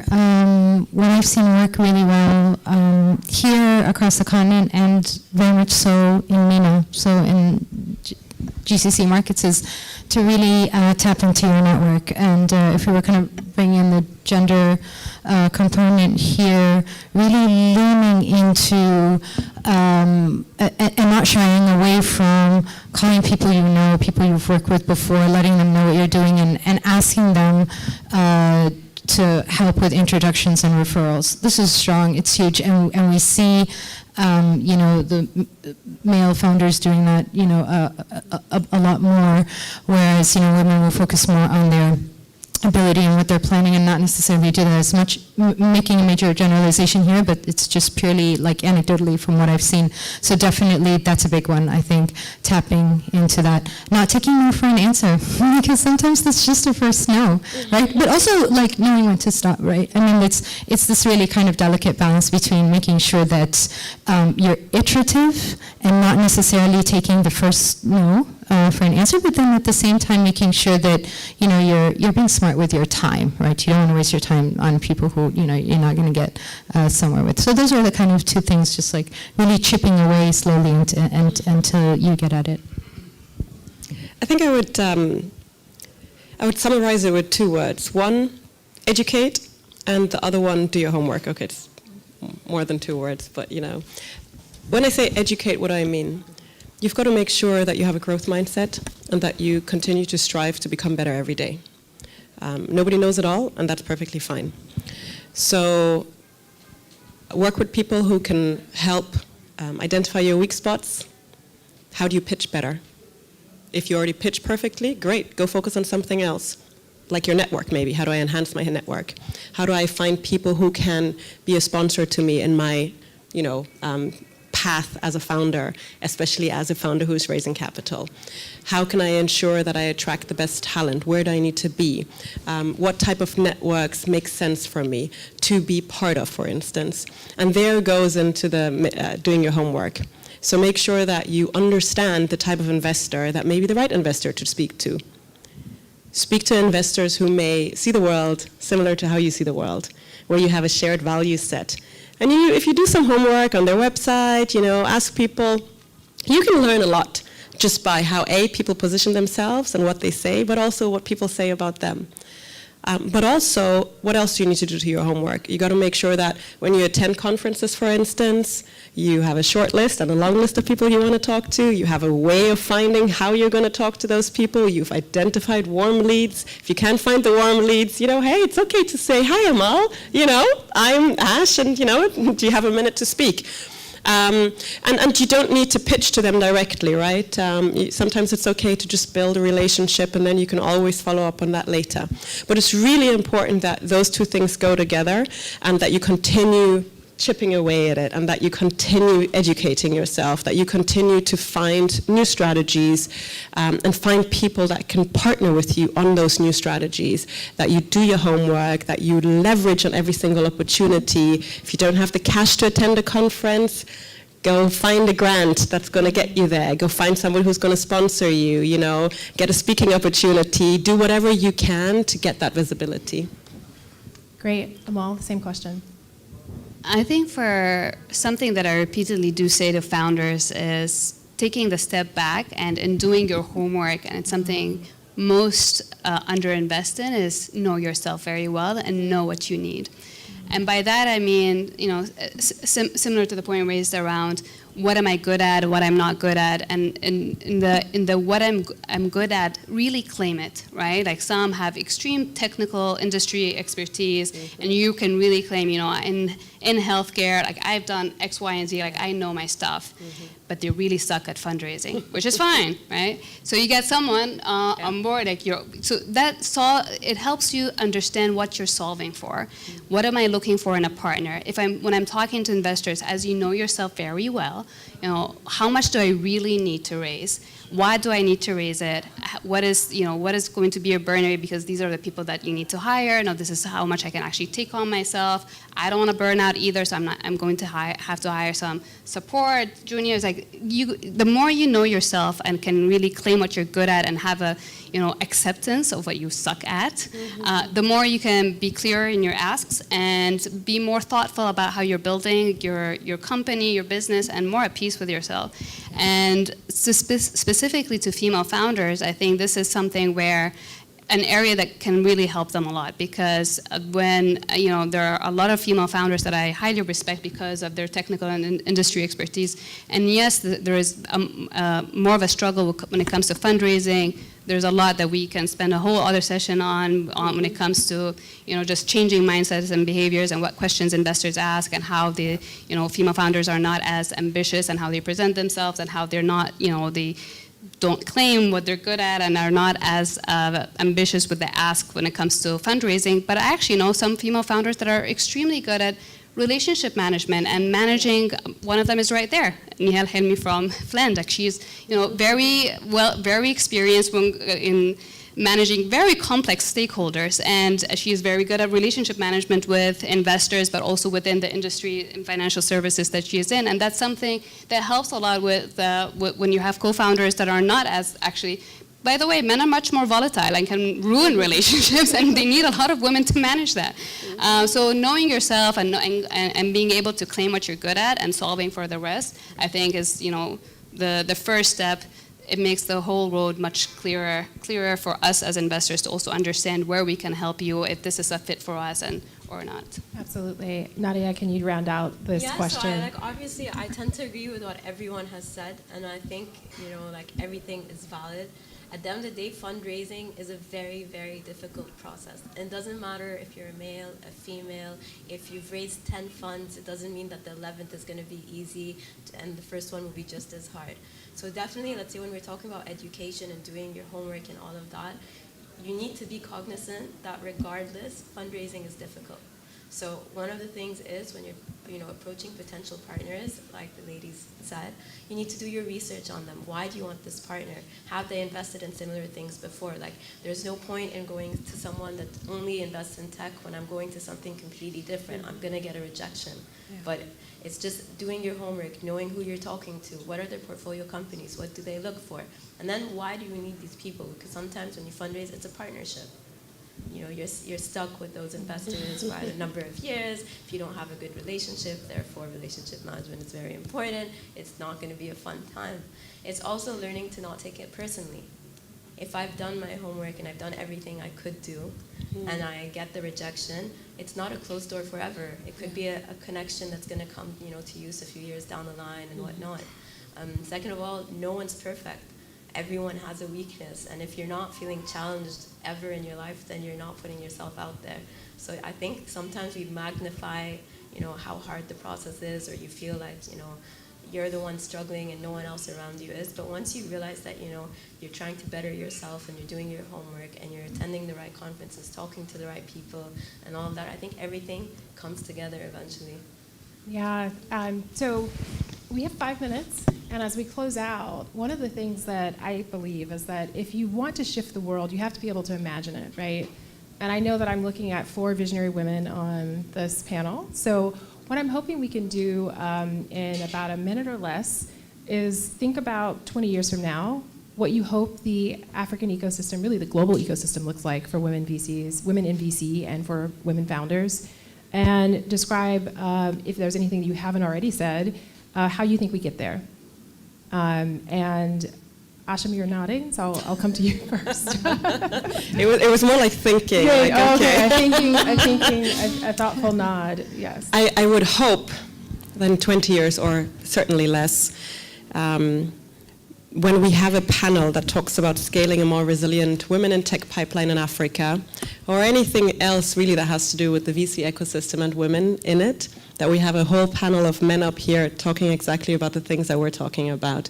Because it is my belief, it truly is, that without male allies in this conversation, and I'm really happy to see so many men in the room, because what often happens is that the panel is female and the audience is as well, but we already know the issues, we know the solutions, so why are we talking to each other, right? So I'm really glad to see so many men in the panel that are actually leaning in and interested in this conversation, and I would really hope that we have more intentionality around, at least from where I sit on the investor side, with regards to building portfolios that are diverse, investing in underrepresented founders, be that women or other diverse founders, and really ensuring that we check our own biases So as we leave this room today, it would be great if everybody sort of checks their own biases, because there's nobody without them. But if we don't continuously check our biases, we're just not going to get to the place where we can build this diversity. So 20 years or less, that's my vision. Thank you. Miriam? So I think the obvious answer is, 20 years' time. There's obviously, greater representation, but the reality is that if you speak to anybody who's 20 years younger than you, they're already growing up in a very different world, and it's really in their mind. There are certain things I think we grew up with that we had to navigate, that really, that in their minds, trust me, because I do, I speak with younger people, in the ecosystem, and I'm raising, upcoming generations. They are really somewhere else, and sometimes you try and warn them about the way things are in the world, and they're oblivious to what you're talking about, and you feel like, am I doing more damage in giving you advice on managing the kind of world I grew up in? Never mind, I'm not even going there. And so first of all, it's not, we always knew, it's not a matter of if, it was really a function of when. And so I think one thing is that, in preparing for a future you can't even fathom, it already exists in their minds, and what they see, what they've normalized, and where they have set clear boundaries. And once again, some of the things, so that's why ideally in 20 years, we're not even having this panel. It's not about like guys also being on this panel. This isn't even a topic, right? I mean, to a certain extent, right? I don't know if that's 20, 40 years, but I'm just saying it's really a different reality in their minds. Yeah, I totally hear what you're saying. It's like for the generation just behind us, they're entering the conversation like, of course there's an expectation of equity. Like, but that is because of the intentional work done from as far back as the 1960s, the 1970s by a lot of, male and female feminists and, people who've really put that out there. Yeah, absolutely. I think that takes us back to what Amal was mentioning earlier, that we have to acknowledge progress. Yeah. So certainly there was work that was done that set the table for where we are here, the fact that this panel is happening today. But again, kind of looking forward, would love your quick answer on... Kind of simple. I hope in 20 years there is no fence, we're all jumping in the field. But my real hope is that in 20 years, women are really the wealth creators on the continent and sharing that success and wealth. And I think that's definitely a world where I want to be. Yeah, I agree completely. And I honestly think we're already working towards that. And like you said, the younger generation is not even aware that there's an issue. So if you just put the right metrics and they'll move a few pieces now, then by the time they're ready to be leaders and stuff, they won't even know that it was an issue 20 years ago. Absolutely. So if you're an LP or a GP in the room, question your assumptions, be intentional. If you're a founder, do your homework. Those are the pieces that I'm taking away from this conversation. Thank you each for making time to be a part of the conversation today. This was fantastic, and I hope that others in the audience got as much out of the conversation as I did. Thank you.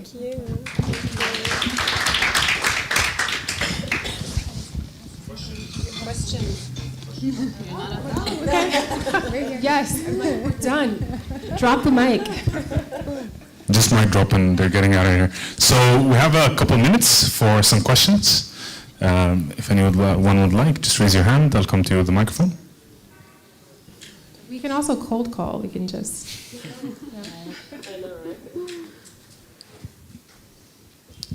Well done. Very, very strong discussion. I wanted to share one of the discussion we had at a AfricArena VC conference almost a year back in Dakar. It was, as always, a male majority of a group of fund managers, but a number of female.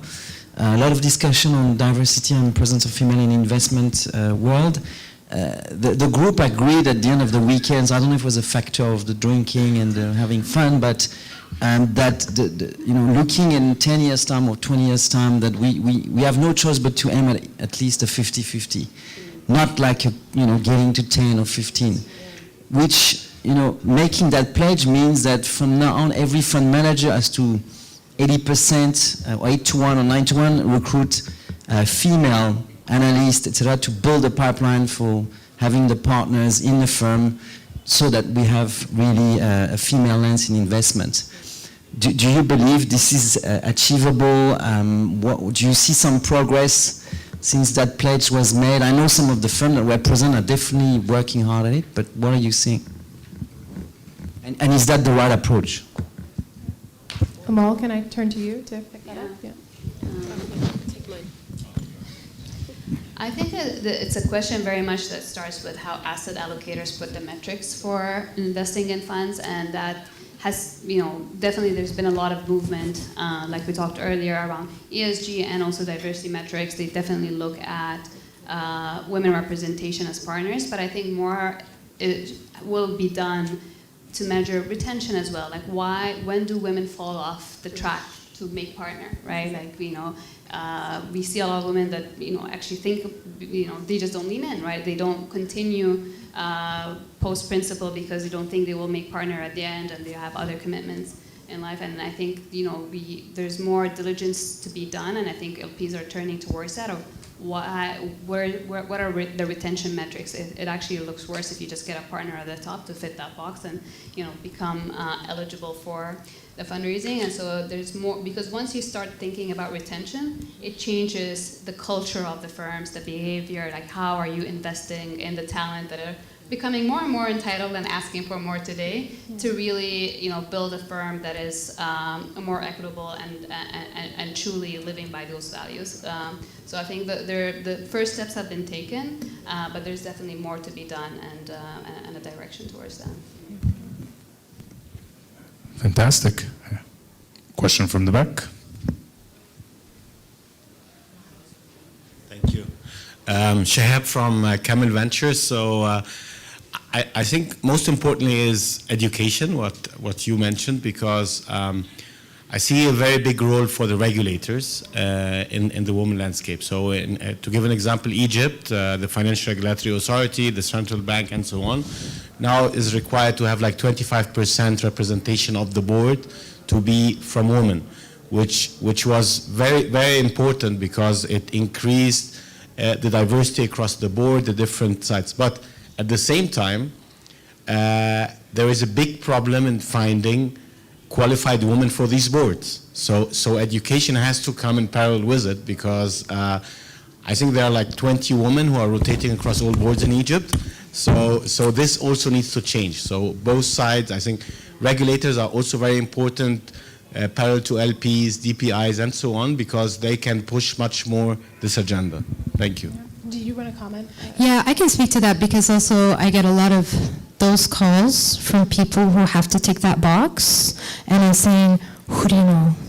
Can you recommend any friends? Yeah, I do. I get a lot of those, and many of them are doing it really. The intention is just to tick the box, but since they're finding someone anyway, it would be great if she would also qualify.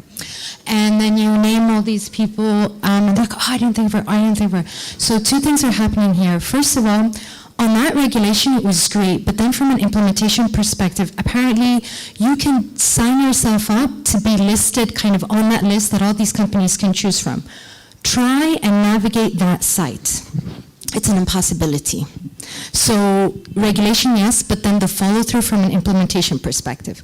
So that's one aspect with regards to some of these things. So I'm so with you, like, top down from a policy perspective, a lot of this makes sense, but then from an implementation perspective, no. And then all these other people that would really qualify that didn't know about it. So once again, part of the implementation, by the way, is for, if all these women know, listen, all these companies need you to, there are all these opportunities for you to serve on the board. So many would be signing up for that. And then you also have to make it possible to sign up on that registry. But then the other thing is, and once again, I think this is a function of generations or cohorts, however you want to put it, but there was never a question around female ability or intelligence. Like since Marie Curie, nobody's questioning if women can, but it's more about, once again, structurally the way society's set up. If you look even in our space at the junior level, you'll find a lot more female representation, but less so at the senior levels. Why? People will fall through, one, because of what Emil was saying, and then the other thing, of course, is because of, kind of that, the difficult position of having to balance career and, let's say, perceived duty to the home. And of course, culture is a factor, and we do not operate in a vacuum of it, right? And this is in many parts of the world. It's not just in MENA or Africa.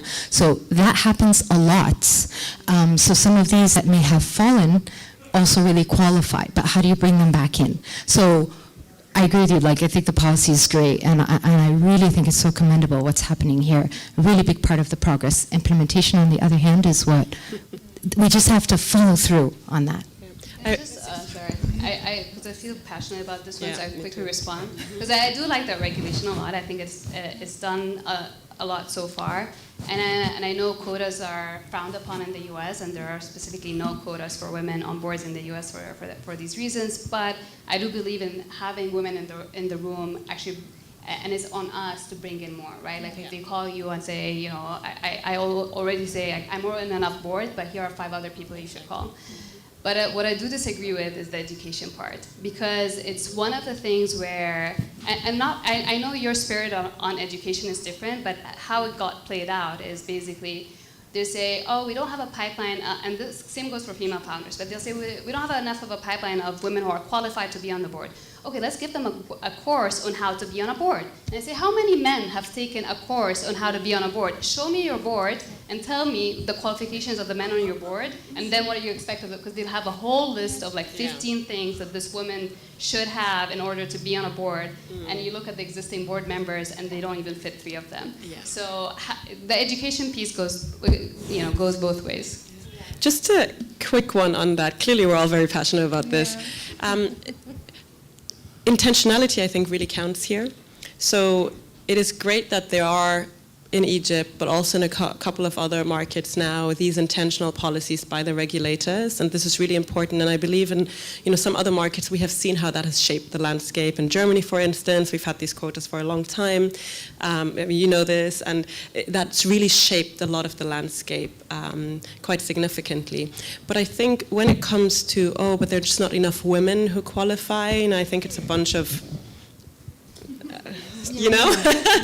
because there are actually a number of platform, Boardroom Africa, African Women on Boards, all sorts of other networks where there are several hundreds of professional women who are all qualified or in fact overqualified to sit on a number of different boards where you don't necessarily need to continue to cycle. So we've also got to be intentional with regards to, how do we find women that we want to place on boards, right?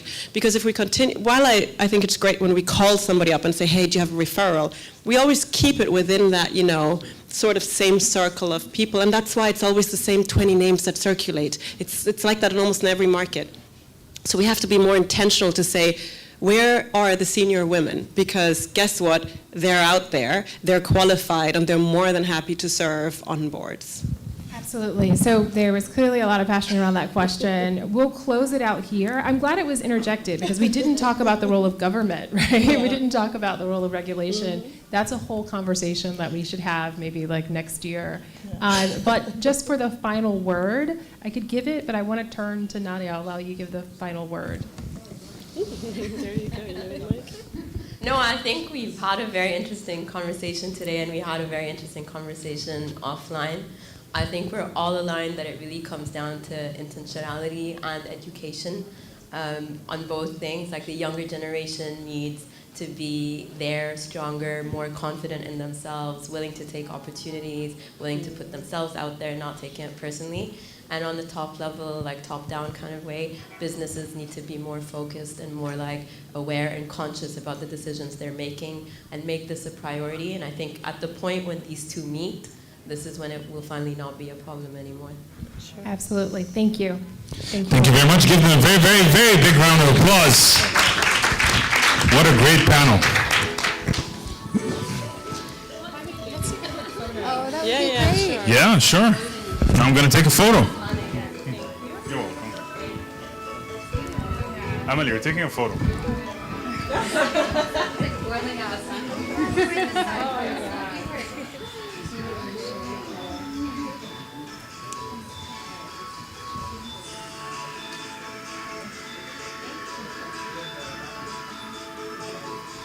There you go.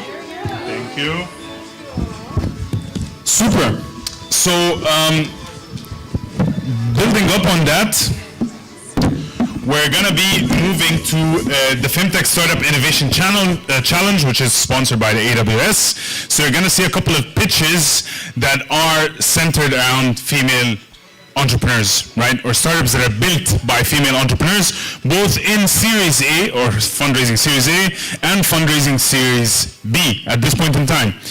If you're interested at any point in time in being, or if you're a female founder and interested in applying to the AWS Fintech Challenge, please scan the QR code. Or if you're a male founder and you have a female founder and she's not in the room, you can also send her the QR code. Very, very cool. And the jury for this upcoming Fintech AWS Challenge is composed of Charlotte. We're going to have you back again one more time. Thank you so much. Also help me welcome to the front row Asheen, Managing Partner at Octera Capital. Asheen, yeah, you're here already? Oh, okay. So, thank you so much for joining us again. And then Tiziani, one more time. Thank you so much for joining us again. They're going to be a jury for the day today to evaluate our 3 startups that are going to be pitching over here. So without further ado, let's get it kicked off with. So we have 3 startups pitching today: Flint, Adva, and Chefaa. And I'm going to be introducing them one by one for today's AWS Fintech Challenge. First things first, please help me welcome on stage the founder of Flint. Okay, what do we need to Give her a big round of applause. You could do better than that. Come on, we're at the tail end of the day. But no pressure. Yes, I do. Hi everyone, this is Nihal Helmi, and today I'm going to be speaking to you about Flint. First, I'm going to start with telling you a bit more about the team behind Flint. We're a team of 4 co-founders, all of which have worked with small businesses in one way or another. I myself have started off my career at the World Bank Group, Finance and Markets Department. I worked on enhancing access to finance for this underserved segment of businesses, as well as enhancing the regulatory environment through policies and laws like the microfinance law. And then I moved to the government, where I was appointed as the economic advisor to Egypt's Minister of Investment and International Cooperation. Yasser, my co-founder and CEO here with us today, has a long career in the financial services industry, both in New York and in Egypt. And he also led corporate lending at one of Egypt's leading NBFIs, Context Financial. We also have Biltegi, our CTO, who's great in tech, 14 international patents. He's an expert in optimization. And last but not least, Saif, who's the Chief Operations Officer, who dedicated his career to entrepreneurship, and his last post was the CEO of Egypt's first fintech-focused fund, EFGEV.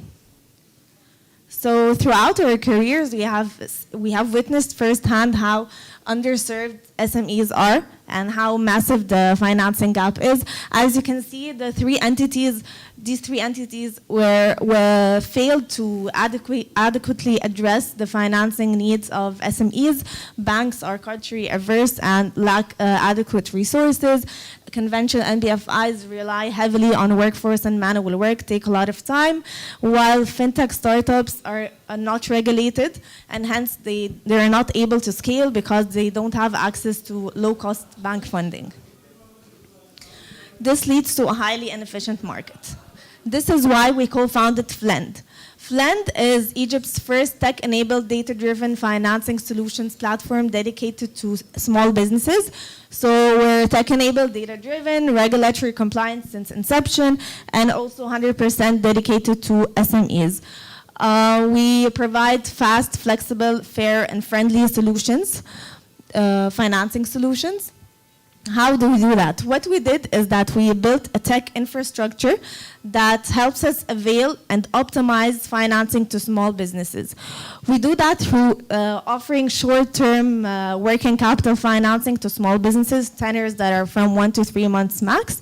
And we also provide our software as a service to our ecosystem partners in order to help them optimize lending to small businesses, such as banks, embedded finance partners, non-banks, and debt funds. The core driver of Flint's engine is enhancing operational efficiency. We do that through utilizing our loan management system, credit risk engine, data management, security, and analytics, and also integrations. This is our tech roadmap. This is a snapshot of our loan management system, which is operational and has taken a lot of, and we take a lot of pride in what we built. A core strategy of our financing is being partnership driven. Why we do that is that we want to have reliable data and also decrease our customer acquisition cost and have help in our loan servicing. So what we do is that we partner with digitally driven entities that have a large SME customer base, like for example, marketplaces, payment service providers, logistics service providers, as well as e-commerce platform to acquire their SME customer base. And this helps us a lot because we do not acquire the SMEs directly and hence have almost no customer acquisition cost. SMEs are truly neglected in Egypt. As you can see, the financing gap is $56 billion. There are around 2.6 million SMEs in Egypt, and only 6% of their financing needs are met. There are a lot of ongoing tailwinds that boost our efforts and what we're doing, like digitizations and government efforts. We started the Flint last summer. We kicked off with our tech. We finalized a very large part of our tech roadmap. And then we started rolling out with our partnerships. Give me a minute. I'll give you 30 seconds. Okay. And then we started rolling out our partnerships, doubling our loan portfolio month over month. We disbursed until now 170 loans, have 3 secured partners. One of our partners is here, the Great Pharmacy Marts. And we also, through those partners, we reached more than 5,000 SMEs. And we're currently finalizing our first 2 SaaS clients. The demand is really high, and that's why we're currently raising for our seed round. Thank you. Great job. Q&A with the panel, with the jury, not a panel. If I can go with the first question. Thanks, Nihal, and nice to see you here today. Can you talk a little around the competitive landscape, especially here in Egypt, how you see that and how you see yourself uniquely positioned there? Thanks. Regarding competition, we believe that we're actually alone in this space in one way or another, because none of the players in the market are either tech-focused or solely dedicated to small businesses. You're going to see other fintechs doing a lot of things, doing B2C, B2B, salary advances, and not really dedicated to SMEs.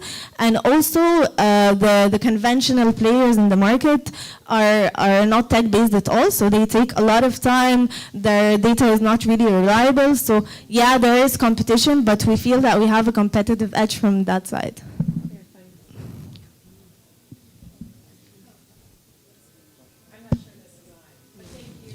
I can hear you. Okay, thank you. My question was about partners. You mentioned the importance of partners in the business model and that you close through the 10-year pipeline.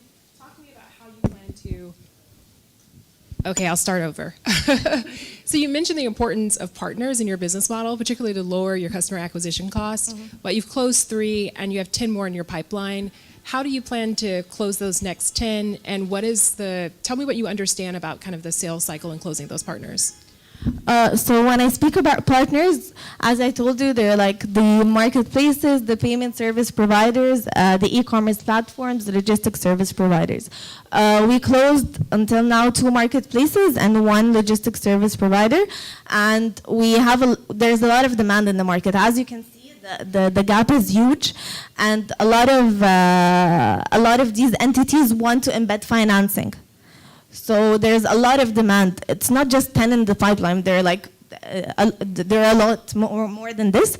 But what we're targeting is not just the quantity of partners that we have, but more of the quality. We want really reliable data. We want partners who really have control, or that their customers are really dependent on them. So we don't just choose any partner per se, but we look at the quantity. So I don't want to lock 100, but I wanna unlock 10 who will give me access to 1 million SMEs. Thank you. And maybe just quickly, how do you handle that influx or that peak of demand that you're forecasting? How do I handle it in what way? Operationally speaking, sorry. In terms of operations? In terms of operations, as I told you, like we have our loan management system. Where is it? Sorry. All of our work is tech-based, and that's why we. Sorry. Anyways, we have all our loan origination, loan management, all the cycles. It takes seconds. What other conventional NBFIs take days and days to do, our system does it in actually 2 seconds. So we will not be needing a lot of workforce in order to that. We're actually doing everything, just the 4 of us, the co-founders, and it's going well. Of course, when we grow more, we're going to hire more, but we see ourselves not more than 20 in the next 2 years. Because really, we're not just saying we're tech-based just because we're saying that. No, we really are tech-based. Yeah, thank you. Thank you very, very much. Give her a big round of applause. As we move on to the following startup pitching. You stole my clicker. Please give it back. Thank you very much. Very cool. Okie dokie. So next up, we are going to have on the stage, okay. I think it was going to be Chefaa, but now I think it's going to be you. So, no, but now you need to wait. So the next female entrepreneur is a person that's very, very close to my heart. I've basically known her since almost for my whole lifetime. And if there's a moment of pride, it's definitely a moment of pride to be introducing the next founder, Rania Ghaffar, the founder and CEO of Adva, that has come a very, very long way, for a very, very seasoned professional, and definitely a role model for females in tech in the Egyptian ecosystem. So give her a very big round of applause. Thank you.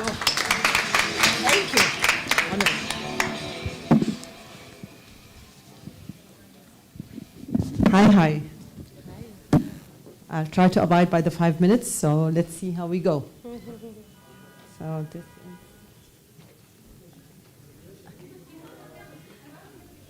All right.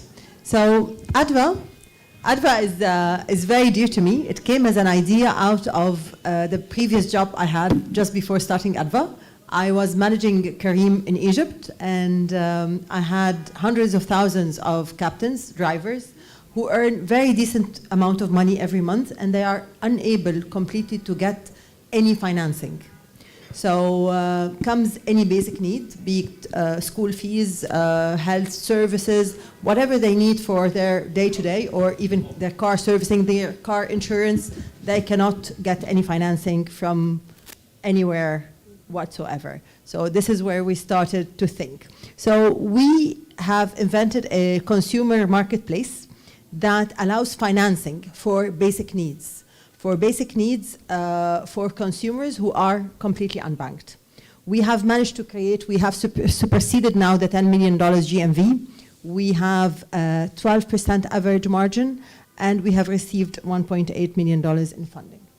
Just a very, very quick recap on the Egyptian market. I'm sure a lot of you know by now, we have only 15% banked in Egypt. Only 3 to 4% have a credit card. And it's a system that is relying solely on the informal lending sector, which causes a lot of problems for individuals. So as a social impact, it is very bad because it does not check their debt burden ratio, it does not check their ability to pay, and it ends up putting them in jail. So it's a horrible system. So what are we able to create? I will probably skip that to abide by the 5 minutes. So we have created a platform that is unlocking financing solutions, mainly for services, and we have started with health, then we introduced education, and afterwards added finishing, car servicing, wedding, insurance, bill payment, and travel. We own the network of these providers, so we have signed with more than 2,000 service providers right now.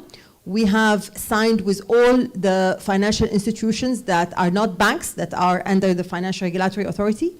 And we have developed a very comprehensive scoring model to be able to score the customer on which financial provider will give them the maximum finance amount at the lowest interest rate.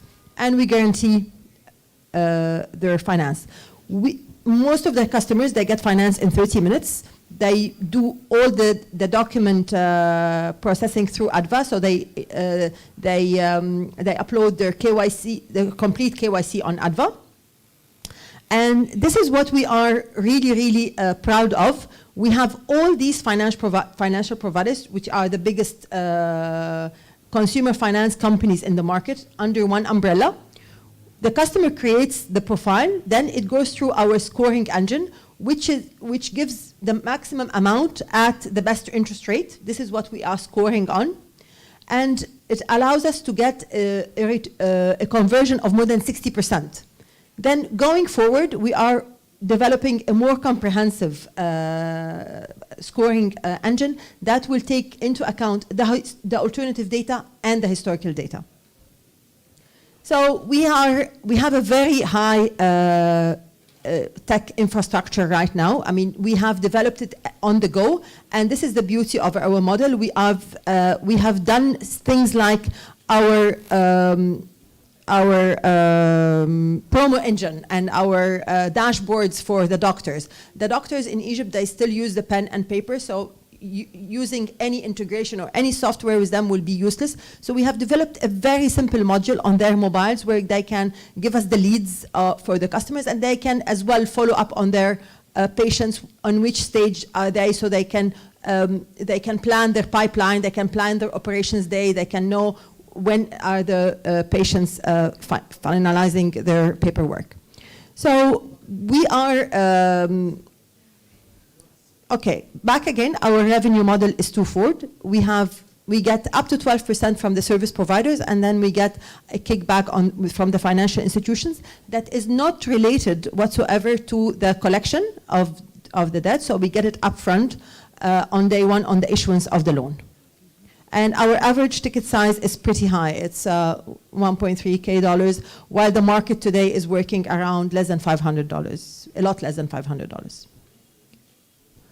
So we have grown organically, and we have worked on a referral system. We have tiered commission for we have had zero churn. Okay.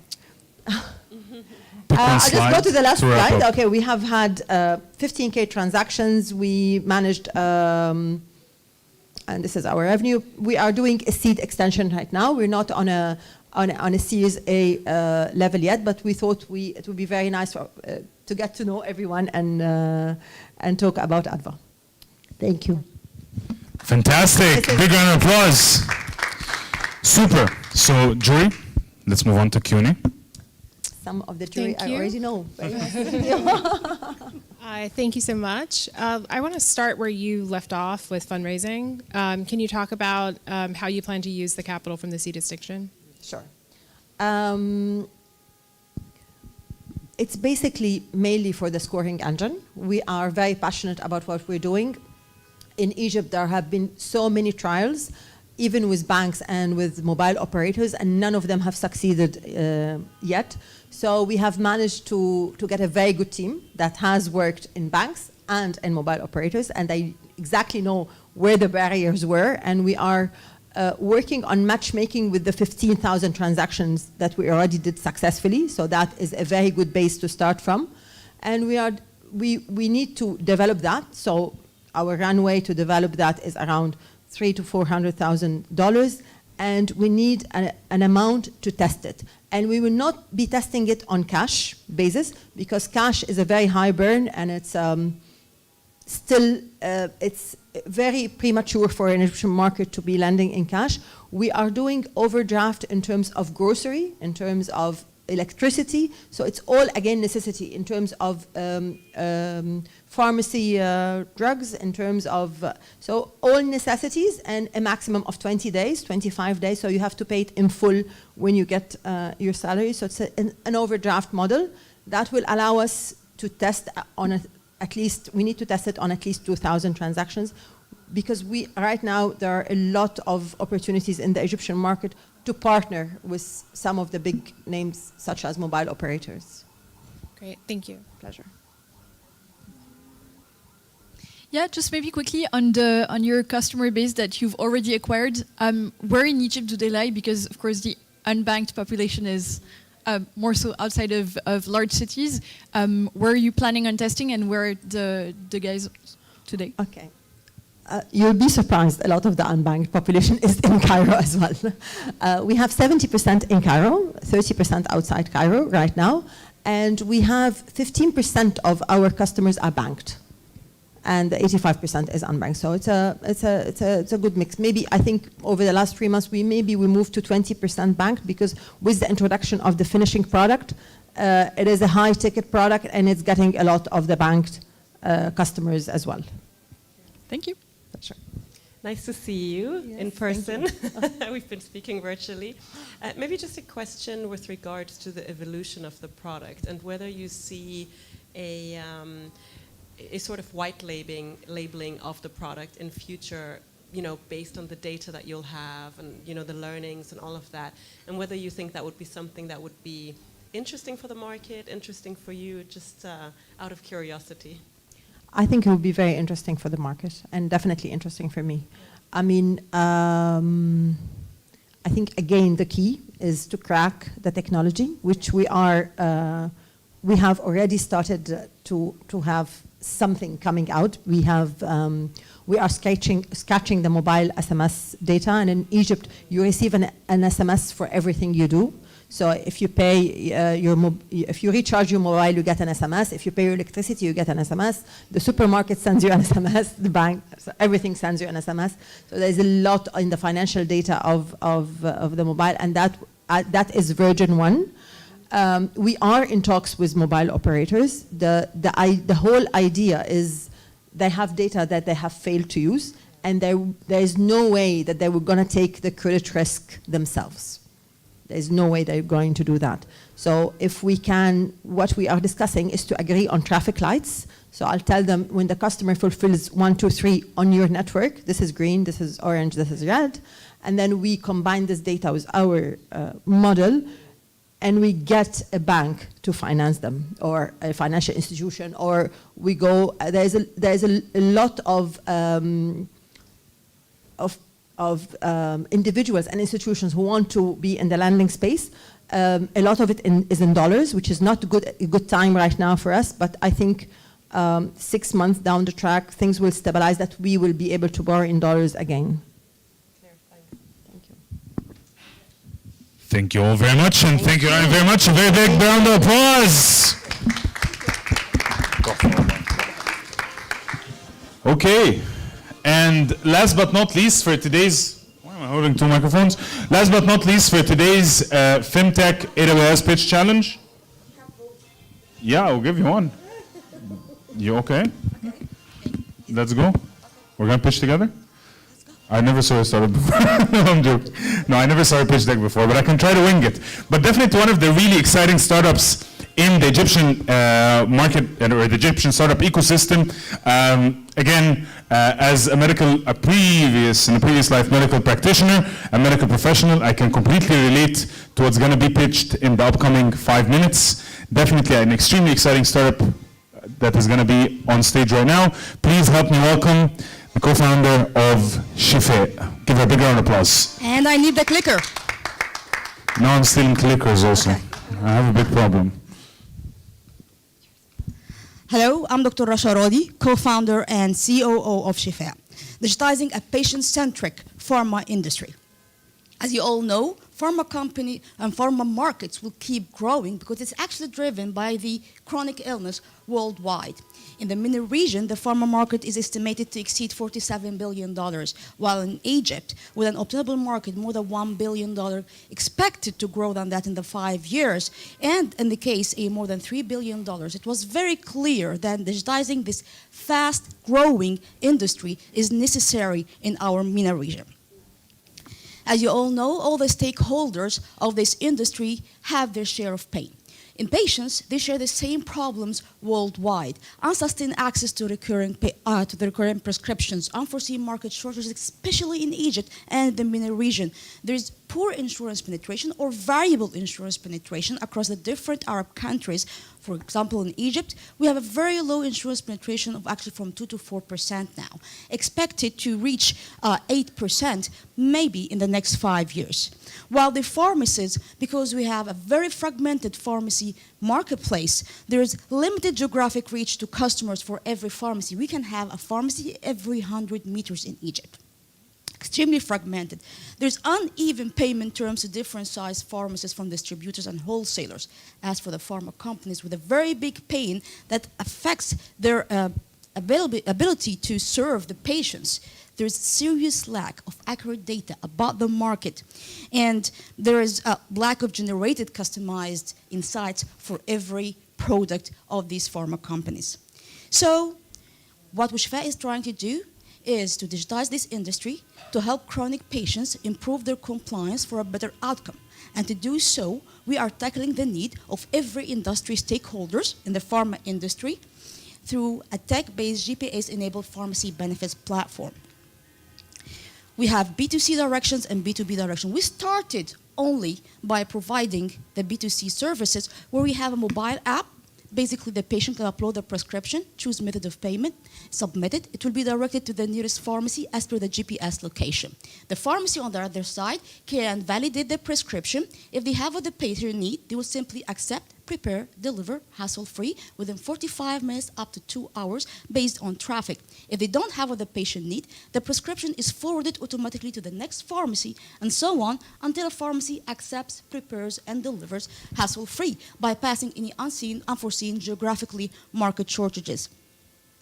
But with time, we found that the problem, especially with COVID, especially with the inflation, that the increased out-of-pocket cost in Egypt has become a very serious problem. So, with time, we have developed Wafar. The Wafar service, the Wafar is the Arabic word for save money, where we provide next-day delivery service, but for a discount from our own digital pharmacy.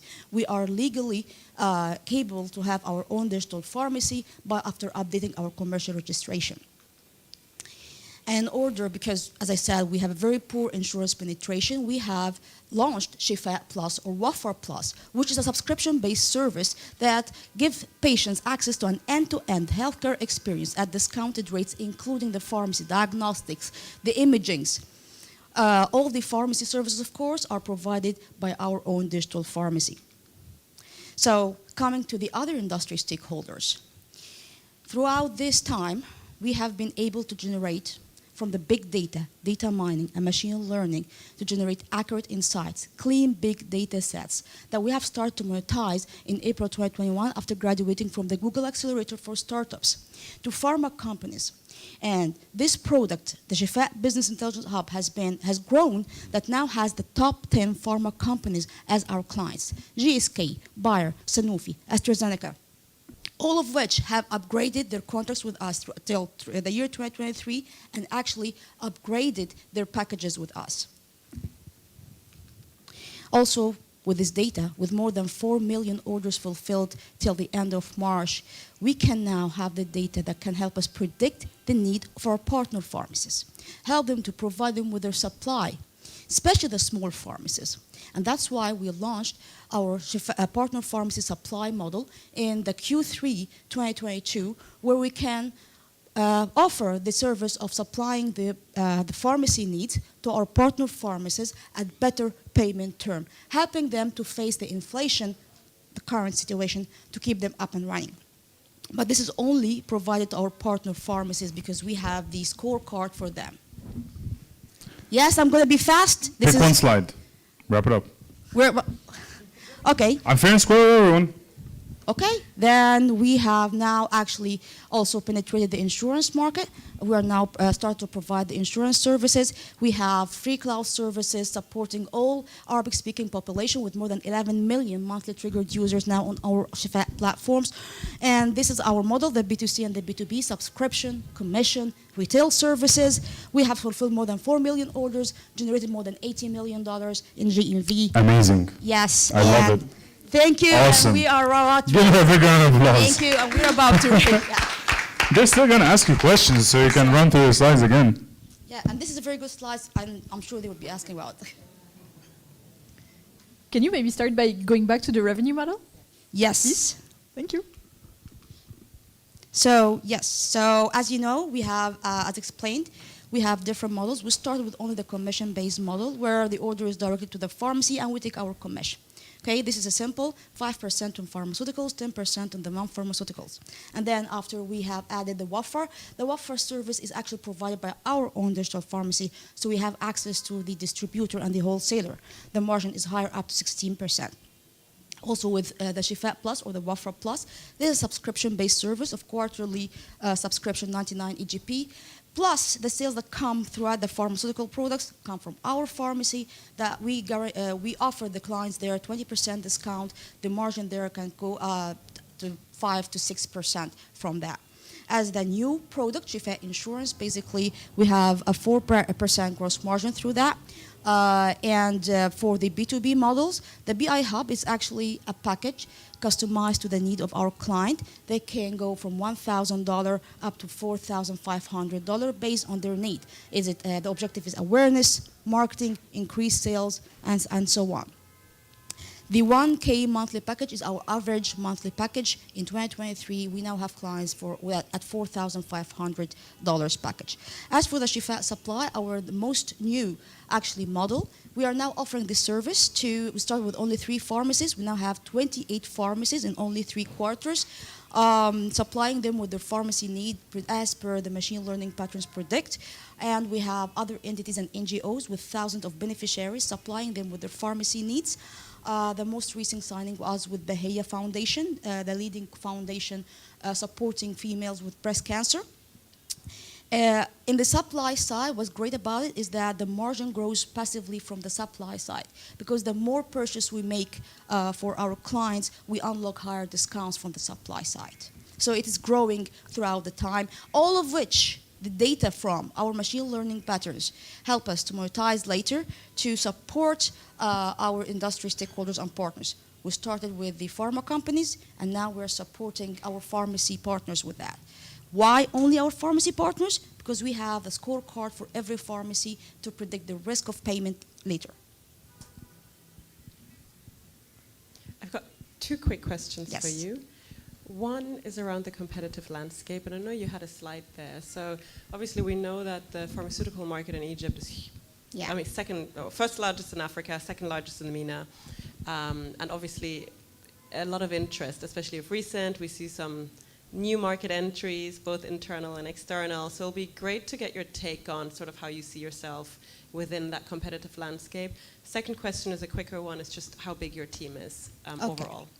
So for the competitive landscape, you said we started with 19 apps trying to do what we're trying to do, but only 3 managed to raise funds. And after that, it was us, Udawi, and Visita. We have 3. Although we are in the same space, but every one of us is having completely different business. For example, and there's also the logistics companies like Talabat and InstaShop.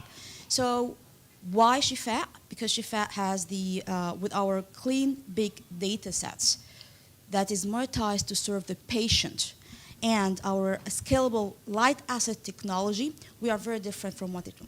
And what's very unique in our barrier of entry is data that requires time to make it cleaner.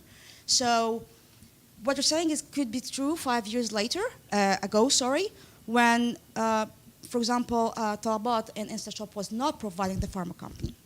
They only did that after we showed them that it can be done. So they will always be like 4 or 3 years behind us when it comes to what we're doing. So that's for the barrier of entry. We started with only 4 employees. We are now in Egypt, 96 employees, and we are about to start our operations in KSA in the next coming weeks. So in total, we are 106. 106. Wow.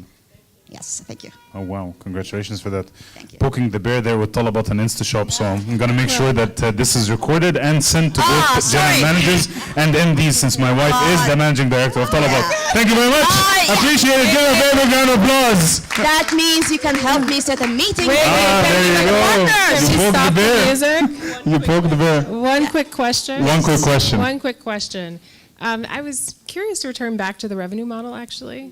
And I want to know of the various verticals that are under the B2C side, which is driving the greatest growth, and why not choose to do just that vertical?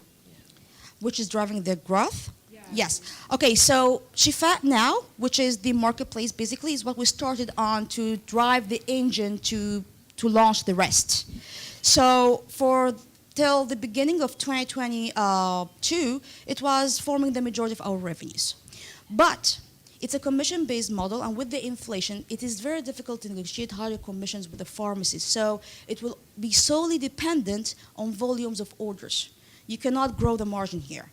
That's why we had to go for the other models where we can increase our take rate, diversify our models, and feed our machine learning patterns so that the end game would be the data from that can help us grow and scale across different countries. I mean, right now, all the pharma companies that are already working with us in Egypt, they are sending us their contact of their KSA offices, and so on and so on. So this is the biggest magnet that we started with, and will help us to grow that. But it cannot grow on its own. Yeah. Supreme. Thank you. Very big round of applause. Thank you very, very much. The meeting. I'll arrange that meeting. Don't worry about it. I already sent the video. Give me the click. Thank you so much. So fantastic, and it's beautiful to end on that note with Chefaa, because that's gonna kind of give like a segue into the upcoming. It's an ecosystem story, right? And I think these keynotes where we get to listen to entrepreneurs not only pitching their businesses, but also talking about like what was the recipe of success, how did they manage to make it, I think is something that's very, very, very important. Thank you so much for all the female investors, entrepreneurs, and the fantastic section that was sponsored by AWS. Definitely was my biggest highlight of the day. That's what I'm taking home. And now help me welcome to the stage. Are you competitors? You're having kind of like a sidebar conversation there. So help me introduce the pharmacist in the room. So it's my fellow colleague, also pharmacist from Cairo University back in the day, 2 years older than me, Mr. Ahmed Quddus, giving us a little bit on how to scale a business in Cairo. Bigger round of applause. Come on, you're getting sleep or what? What's happening here? So it's a great setup that I'm continuing what have been said in the last speech. So I will talk in another new dimension, which is how we scale to Cairo. So to give you a background, we started our business at Alexandria, and then we started expansion afterwards after 1 year of operations at Alexandria to Cairo. So at the beginning, I'm a pharmacist. I've been in this industry for the past 12 years. I worked at different pharma companies, Pfizer, Novartis, and Takeda. Mainly, I was head of market access. The Egyptian market is the largest and the fastest growing market at Africa. It's $5 billion market, as well as historically, and the forecasted growth is the fastest one. So we're talking about a large market, as well as expected to grow by 12% as cumulative annual growth rate in the upcoming 5 years. Yet, if we took a deeper look about the market, it is a fragmented market. So there is more than 2,000 suppliers, as well as more than 60,000 pharmacies. The connection between them is still very primitive. Mainly, the procurement is done on phone calls. Accordingly, there is a great room for automation for this industry. But yet, this is not the only challenge that the pharmacist is facing, but mainly they are having different challenges from the financing scarcity, as most of them have to pay for their supplies cash on delivery. Accordingly, this is a huge financial burden. And the other part is inconvenient delivery, as some of the suppliers don't even provide delivery service. So as Pharmacy Marts, we are an end-to-end B2B solution, having 3 different verticals, which is the marketplace, B2B marketplace, connecting suppliers, wholesalers, as well as the manufacturers with the pharmacies. The second vertical, which is inventory financing. And the third part, which is the delivery service. This screenshot of our platform, it is very easy. The pharmacist can search for whatever medication, get a live quotation, and then he can select the payment terms as well as the delivery cycle, either the timing as well as the address. This is a screenshot of our, let's say, complete products, the website, the mobile app, as well as the internal apps, to give you a view about the tech. All the tech is built in-house, so accordingly, it's been a great journey building this product. But where it all began, which is Alexandria. When we started at Alexandria, it is our home city actually. It is a population of 6 million people. It have 4,000 pharmacies, as well as the market size was $6 million US dollars. On the other side, there was no competition, as well as the market readiness was very low. Internally, we launched only the MVP. The MVP means that even the customer cannot reset the password. So the very basic product, as well as our team was 8 employees. We have only 2 suppliers, as well as only 500 SKUs on our platform. Moving fast forward, when we expanded to Cairo after 1 year at Alexandria, it's a huge market. Cairo, it's a 22 million population, as well as, which is in comparison with other country, it's 2x size of Tunisia, 3x size of Libya, and as well as 4x Congo, Cape Town, or Nairobi. So if you are expanding to Cairo, it is like you are expanding to a new, let's say, country, not only a new city. On the other side, the market size, Cairo is considered a key hub for the medical sector, for Africa as well as the Middle East. It is $2 billion US dollars market only for Cairo. So this is the challenges that we faced since we have been operating in Alexandria for 1 year. So we expanded to Cairo, but yet we faced some challenges. The first one, which is the geographical area, or serving a large geographical area. As mentioned, we do the operations as well. So how we solve this, we have the operations on, let's say, a zone level. So this is one of the important things that you need to have when you're expanding to a huge geographical area, as well as adapting the customer experience to be based on their geography. So this is one of the key things that we had, as well as in order to do this and to do the delivery within same-day delivery, we built a huge network of suppliers in order to ensure that we're doing the fulfillment for every customer at every zone in a very quick way. The other challenge, which is the customer behavior. The customer behavior here in, let's say, in Cairo is different than Alexandria. They do bulk ordering. Accordingly, we added different functionalities to the tech side, which is, for example, bulk ordering, for example, by uploading Excel sheet in order to ease the process for the customers. And the second part, the financing needs for the customer here is much larger. Accordingly, we partnered with different fintech companies as well to support the customers with a higher ticket size to satisfy their business needs. Here in Cairo, the tech acceptance was much higher than Alexandria. Accordingly, we need to differentiate ourselves further, as well as providing the customers with much advanced products. So we launched 2 mobile apps, iOS and Android app for the customers, as well as added the option of online payment, as somehow the customers here at Cairo are more digitized than Alexandria. We found competition, but yet this is, let's say, it's a good and let's say a good and bad thing in the same time. But let's say in a good way that it is having more share of voice for the digital solutions, so that the market is somehow more mature. For the, let's say, downside, which is it's competition, but yet you need to differentiate yourself. So we added different services. For example, as mentioned, the financing. We added different delivery rounds, which is giving the customers a very fast service, as well as having a huge network of suppliers, which give the customers access to a huge number of SKUs, around currently 27,000 SKUs.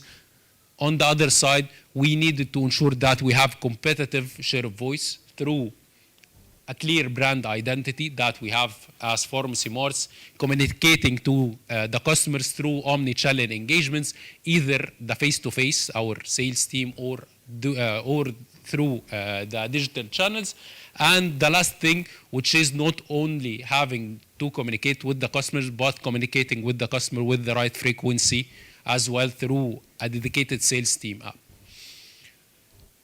So when you scale, you need to ensure that the strategy is aligned with the team, rather than having a team of 8 employees. When you have a team of 100 employees, it's totally different. So you need to ensure that you are aligning everyone in the organization for the strategy. Accordingly, it starts with selecting the right people to fit the culture of the organization, creating an outcome-driven organization, having a specific KPIs for every one of the organization, as well as allocating the right resources. As when you expand, you can have over-resourcing, which is a very wrong thing. So it is ensuring the right resource optimization is very important as well in this stage. And further than this, you cannot, let's say, grow alone. You need a lot of partnerships and a lot of support in order to grow your business. Accordingly, we build a huge, let's say, network and collaboration of partnerships in order to, let's say, satisfy the customer's needs. So at the end, the key success factors, it is listening to the customer, having the right customer feedback, even if you are operating at the same, let's say, country, but yet at different governance, maybe the customer needs are different. This is one of the key learnings. The second part, which is adapting the tactics based on the customer needs as well, which is sticking to the strategy, but yet you can adapt your tactics to improve your growth and to adapt with the market. And the last point, which is having the right partnerships. You cannot grow alone. Accordingly, having the right partners is one of the key factors of success as well. So currently, as we speak, our impact, we are serving a geography of 40 million people, reaching for more than 8,000 pharmacies, having more than 27,000 SKUs, currently having more than 100 suppliers, as well as more than 100 employees. We launched different tech products, a web-based platform, a mobile app, as well as launching the ERP system soon this year, expanding further in Egypt. We are currently covering 50% of the country and planning to expand further. So this is a glimpse about our ERP system that will be launched by the end of the year. And after that, we are looking forward to expand further to Africa. And at the end, it couldn't be done without the great team behind it all. And thank you.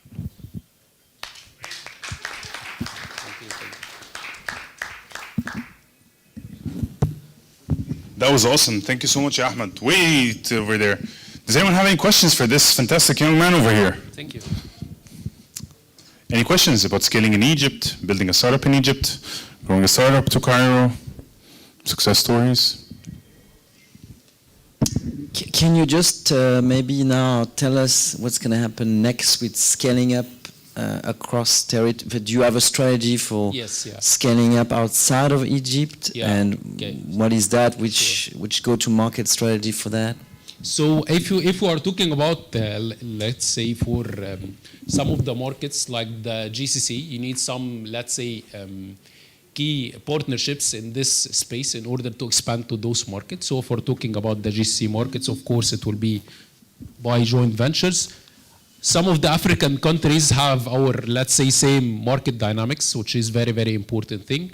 And of course, you need to have access to these markets, let's say, having the right investors there to give you the right network. This is one of the key things. We are blessed to have a great network of, let's say, investors. Very, very cool. Any further questions? if we're all good. Thank you very much. Pharmaceuticals. Big round of applause. Yeah, I try to cut back on pharma as much as I can. Yani, being a pharmacist, I know what's in that stuff. So I don't use. Yes. So, fast reminder about today's mixer at 6 p.m. Don't show the panel slide yet. It's not updated. Okay. So, a reminder about today's mixer. Yes, over here. Can I click? Nope. Yes, this one. The VC Innovation Night is going to be at 6 p.m. at Aspero. Make sure to join there. Just for a dress down, casual conversation. You don't need to be entrepreneurs and investors and VCs when you're there. Just, take it easy. We take ourselves too seriously a lot of the time. That causes high blood pressure, stress, and it doesn't need a doctor to tell you that. It's just common sense. Okay, so as we set up the next panel is going to be our last panel for the day. We're almost done. And for the last panel of the day, it was only, it only made sense that this last conversation would necessarily, can we lower the music, please? Because just I want to say some stuff. So it could be important stuff. Who knows? The last panel of the day today is kind of like fitting into our journey of the day. It was kind of like a beautifully flowing waterfall, fluid, just like the construct of the Egyptian time that I told you about in the beginning of the day. And we started all the way from early stage and went through the day talking about like different topics, and we're finishing it off with latter stage investment, basically how to make your picks when it comes to VCs, PEs. It's a very interesting conversation, kind of like trying to dissect that investment environment. So I want to leave you off at a high note. And after that panel, we're going to be closing off the day with 2 more Series B pitches. So hopefully you get to enjoy this last section of the day. Nat, can I introduce the panel? Not yet? I'll introduce them. It's okay. Very cool. So to join me today on today's panel, please help me welcome first of all on stage the moderator of today's panel, which is Eunice. Eunice, how well did I say that? Great, like 100%. Oh, this is the first time today. Very, very proud of myself. Who is the head of portfolio at Founders Factory Africa, and she's going to be the moderator of the day today. And we're going to start also introducing our panelists one by one. We have Martin from Venture Program Manager at Private Equity at FMO. That Martin is easy to say. Yeah, please give him a big round of applause. You know what I don't get though? The J, like I don't get that one. Martin. Ah, there you go. Another 100% for me today. You should give me a round of applause at the end of the day or something. Okay.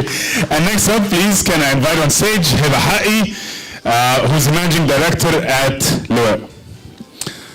Come on, give me a round of applause. What are you doing? We got the exercise. Okay.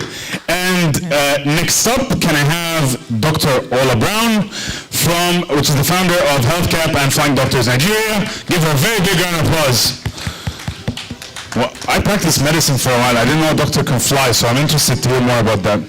I didn't fly anywhere when I was practicing medicine.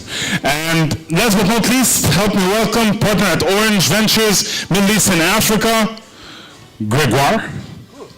Yeah? Oh, wow. There you go. Give me a very big round of applause. Thank you very much. And I'll leave it to you now. Are you going to take care of them? Thank you. Yeah, you got it? Yep. You got this? Yep. I trust you. Okay, let's go. All right, thank you all. Last panel session for the day, so exciting. So I want to start off the discussion by just giving an introduction of yourself, your organization, and what you're up to. I'll start with you, Ola. My name's Ola Brown, and I run HealthCap Africa, which is a venture capital firm that invests in pre-Series A health tech and fintech companies. Hello. Hi, I'm Chefaa. I am the managing director for Liwa Egypt. Our company is an SME lender that is tech-enabled. We are currently present in Jordan and in Egypt. Hi, my name is Martijn Woudscha. I'm heading the FMO Ventures program. We We're deploying a 200 million facility for Asia and Africa in direct and indirect investments in venture. And I'm actually heading the team only for 6 months, I must say. So I'm a VC tourist. In regular life, I was a traditional PE investor. Hi, Greg, partner Orange Ventures, a 15 million euro fund from seed to Series A. Awesome, great. So as you can see, we have a good combination of VC, corporate VC, PE, and an entrepreneur. So we want to get to the essence of really how do you determine the difference between PE and VC and what's actually needed at what stage. And I just want to start by asking the panelists, what do you think is the most common misconception of either VC or PE? So Ola, you can speak to VC. What's the most common misconception?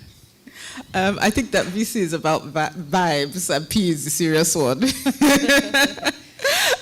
As a proportion in terms of the global source of markets, obviously PE commands a lot more in terms of money allocated to the asset class than VC. But VC punches above its weight. So if you look at proportion of new IPOs in the American market, for example, if you look at net new jobs, then you can see despite the tiny amounts that we get allocated as an asset class, we're still able to produce a lot of new jobs, a lot of new IPOs, and a lot of innovation. So I think, yeah, the vibes reputation of VC is understood. There's actually something behind it. Fantastic. And Haki, what about you? So you've had VCs invest in your business. What's a misconception internally that people think, what do they think a VC is going to come do in the business? I guess maybe I would say some VCs are not typically considered to be hands-on, especially if really early stage. But I think our experience has been like the opposite of that, actually. We have very close relationships with the VCs that sit on our cap table.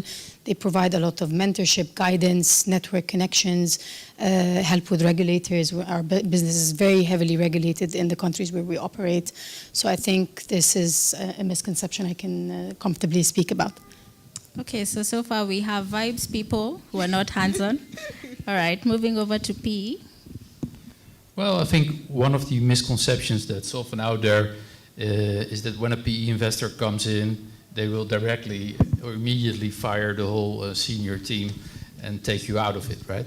But if I look at my own experience, and I've seen a number of deals where we actually were very keen to keep the existing management and founder even in. Sometimes it is as a chairman in the board, right? But often it was also still in a management role. So I think you shouldn't be that scared of a PE firm. They will not take your jobs. Well, sometimes they do if it's necessary, but not always. Okay. All right. Last but not least. Yeah, I would say that one of the misconceptions is when you are tech, you should go to a VC, and when you are not tech, it's private equity. Well, it's not like that. Okay. Great. So to get on to the second question, so we've seen a different market that we currently are compared to last year. I think we've all talked about how VCs have started being more cautious. So some might go as far as to say, the VCs are behaving like PEs now. They're paying a lot of attention to the bottom line as well, and we're sort of seeing this convergence. I'd love to get your opinion, Greg, on is this a trend that you've seen in your work? Do you think there is going to be a convergence, and should there be a convergence? That's it's funny because just before the downturn, we were saying that PE and VCs were swimming in the same lane because PE were basically investing like VCs into tech in bigger rounds, and we saw a PE launching VC fund within the PE. So that's I'm thinking about AfricInvest or Helios or other, and now after this downturn, we see something like the revenge of the PE. They wanted to be cool like VCs, and now we see VCs trying to push more on profitability and so on. But still, one of the misconceptions we could have with that conclusion is we are doing the same job. Well, it's not the case at all. We are not taking the same risk. And it's very important to remind everybody that VC is a model, it's a fund model, which rely on the fact that we'll invest into business which can scale very quickly to provide home run to the fund, and because we invest on risky business which are innovative. And P, it's provide fuel to business which are much more understood. And so it's not the same risky, it's not the same fund model. And we need to be careful as VCs not to behave like PE. We need to continue to fund innovation because it's vital for the ecosystem. And I think that we have many things to learn from PE. Awesome. And then, Martin, so you're coming from the vantage point of one investing in both VCs and PEs as well as having a PE background. What, in your opinion, do you see as the key difference between a PE fund and a VC fund, more so when you're making an investment decision on where to put your money? Well, what I see as a big difference between PE and VC is that, PE often likes to be in control of the company, right? So when we, in our co-investments, we see that often. We go for 60, 80% or even 100% of the cap table. So that's a big one, I think, which is very different from sitting in a VC firm where you sit with a whole host of shareholders at the table, which often leads to governance problems. So that's a big difference, I think, between PE and VC. And do you hold them to the same standards? If you look at how you do your due diligence on both of them, do you hold them to the same standards, or what elements are you testing for each? Yeah, if you're talking about firms, PE firms versus VC firms, and how we assess them, I think we do hold them to the same standards to a large extent. We do expect alignment both on downside and upside. We expect a strong team out there, a team that is also local and able to be hands-on if need be. So in that sense, I don't see a lot of difference. Great. And Haki, so you have had experience in VC investing in your company. So we can talk a lot of VCs can give their perspective on what they do for businesses. But could you tell us, what would you say is the greatest value that you've seen VCs add to you? I know you're now heading up to raise a Series B investment and you're expanding into new markets. How would you say the VCs have contributed to your journey so far? If I may just change the question a little bit, our shareholder base, actually, we have VCs and we also have DFIs, like FMO. And generally, our shareholder base has been very, very supportive. Again, as I had said before, we've received a lot of support from, so our VCs are actually more, they have more local experience, where we sit in Jordan, for example, and they've been very helpful with giving us the needed support for expanding our network there with local banks, where we obviously need to raise lots of local debt, and also with the network that they have with the regulator and the relationships and all that. That has been immensely helpful to get the business off the ground. And then with the DFIs, the support that we've had is the focus on the stamp that we get from, the being impact and impact focused and DFI approved is very solid. And then the relationship that DFIs have beyond just the local market in other markets as well. So we've received a lot of help expanding into Egypt because of the shareholder base and the relationships that the DFIs hold in multiple countries. Interesting. So are you also then saying that at this stage of growth, you still do need investors that are local and can provide that local value addition? Yeah, absolutely. So while we're now about to start raising our Series B, we're looking for investors who match the stage that we're at. So I would say I don't want to rule out VCs per se, but our investors, the future investors that will inject capital in our company, definitely need to have local experience in Egypt. They need to also be patient investors and understand that we're not a business that is will grow at all costs. This is a very sensitive business with very small room for error. Portfolio quality is very important, so we need investors that sort of match this kind of focus that we have for the future. All right. And then Ola, so you're in VC, right? Where do you see the overlay between VC and PE? Say, is it in terms of exits? Do you work with PE at all? Where do you see that overlay? So I actually have an article on my LinkedIn. It's called The Private Equitalization of VC. And it's talking about this sort of increasing overlap between venture capital and private equity. And a lot of people would still argue that VC is just a sub sort of group or a sub, almost like a type of private equity, and they're not so separate after all. So where I see the sort of overlays, what's happening with like Verold Keppel, for instance, where VCs are leaning on the back offices of established VC firms for operational experience, for example. I also see in the later rounds, PEs coming in. So there's a Nigerian fintech called Interswitch. They never had any VC investment. It was all from private equity firms. So I think the first firm that invested in them was Leapfrog, which was private equity. And then they also had investment, I think, from Helios as well, which was at that time hadn't launched their venture capital company. So it was a private equity investment.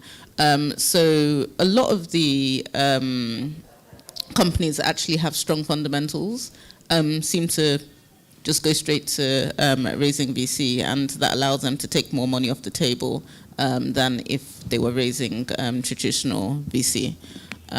So that's where I kind of see the overlap, and I think that more and more we're going to continue to see the lines blurred between PE and VC, because you see PE firms that want to sort of give their return profile a little bit of a, or give their investors a bit more flavor in terms of what you would typically see from a PE firm is probably, 6x, 8x return, and that's pretty good if you see that, whereas you can see a bit higher. So for like people that want a more diversified portfolio, they'd say, okay, we can do a little bit of PE with the fund, and then some of it will go to VC. And I think VCs as well, as you go up the rounds, they become more private equitalized.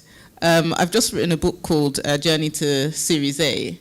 And by the time you're getting to Series A and Series B, you've given away like half of your company usually, or like 40-30%. Then it starts looking, the stronger governments, the stronger controls, etc. It starts looking a lot like a PE controlled firm with a minority stake. And by that time, a lot of the small VCs, the seed VCs, the angels are out, and you really have sort of more private equity type investors with a lot more control running the companies, and a lot more sacking of founders as well. Sorry.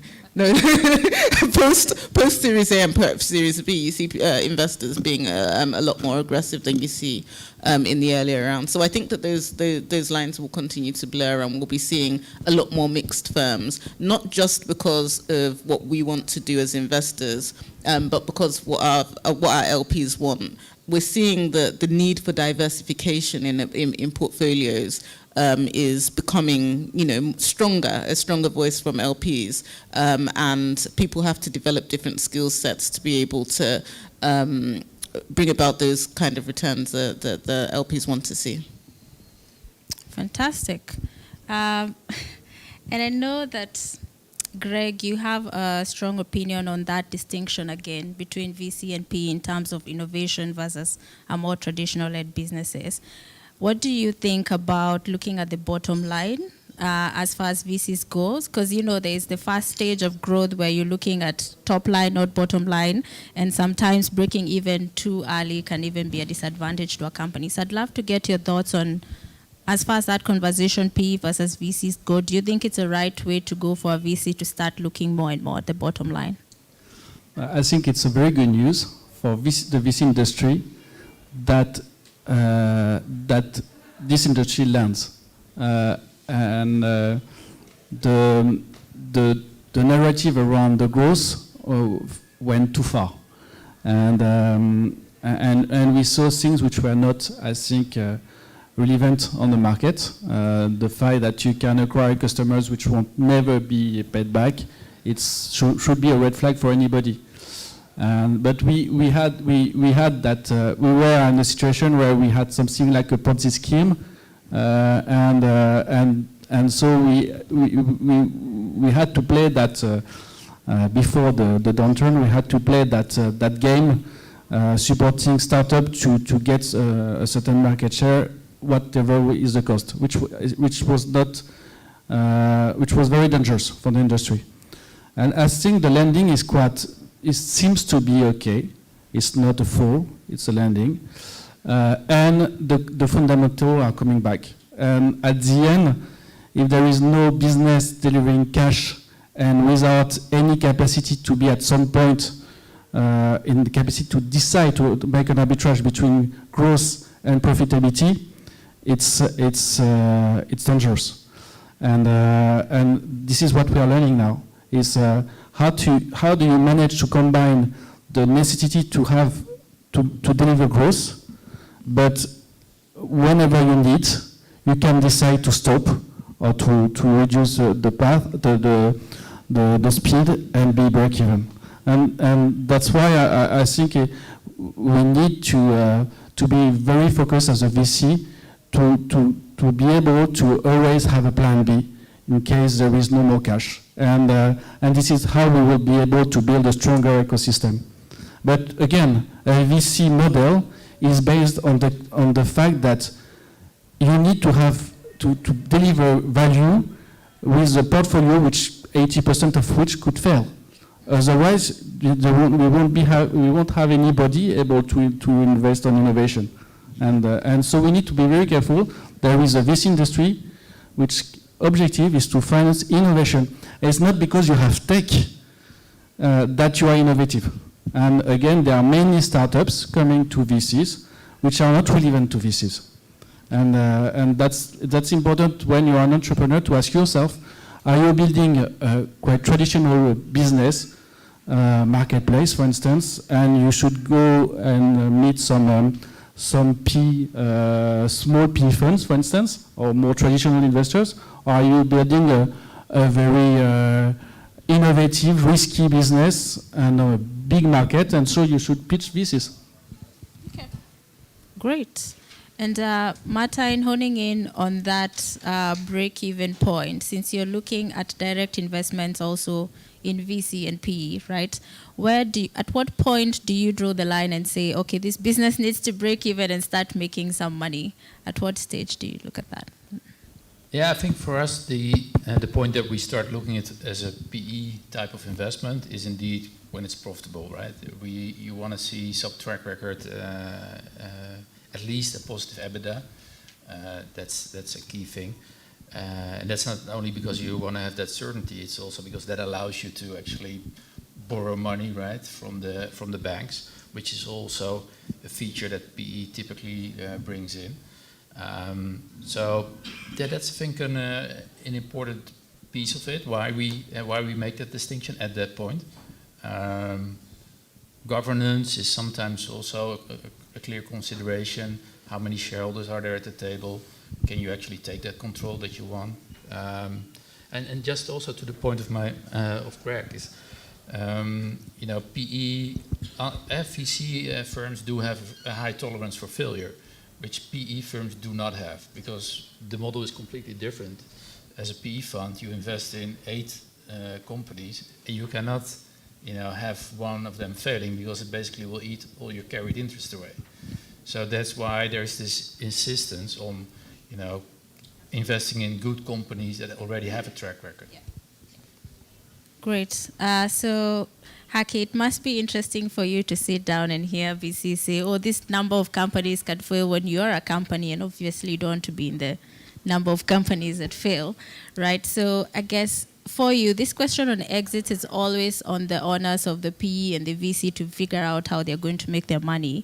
But from a founders or entrepreneur perspective, what do you think about the exit options on who you would like to exit the business to? Or is this something that, is going to be figured out in the future?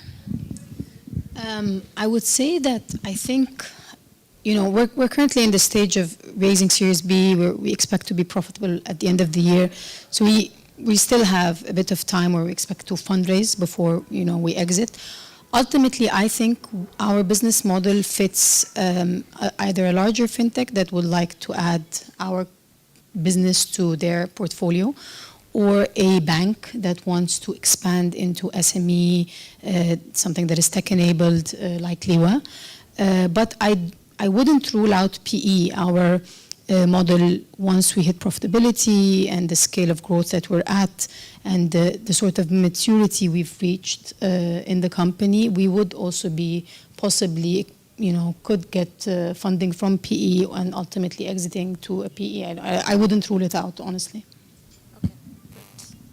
All right, and I'll ask the last question to you.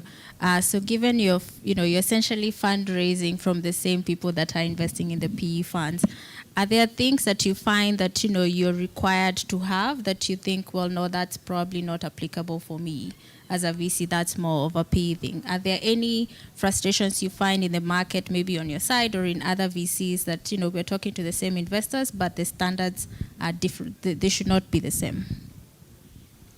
Really interesting question. I think it's not just a PE-VC thing. I think that limited partners have a whole variety of options. As a high net worth individual or as an institution, you can choose to invest in the bond market. It's great now, risk-free return of 5%. It's like free money. So why would you then allocate to a riskier asset class? You have public stocks, for instance. Very good opportunities in the public markets right now. The pricing is probably reaching the bottom, so there's fantastic opportunities for growth. And if you look at the past few weeks, the money that people have made in Facebook, Amazon, businesses with track record, businesses with huge cash flows, that's an option that the institutions can invest in with a lot more, that can invest in easily, that can invest large amounts of money, and can do that without the anxiety of having to trust new and emerging fund managers in an unstable market with devaluing currencies and and small market sizes. So I think, I don't feel like I'm in necessarily having issues with convincing investors around private equity, but it's around the other asset classes that they could be allocating to now. And that's why I think as VC, we need to really think quite carefully about how we can deliver alpha, because right now we're not doing that.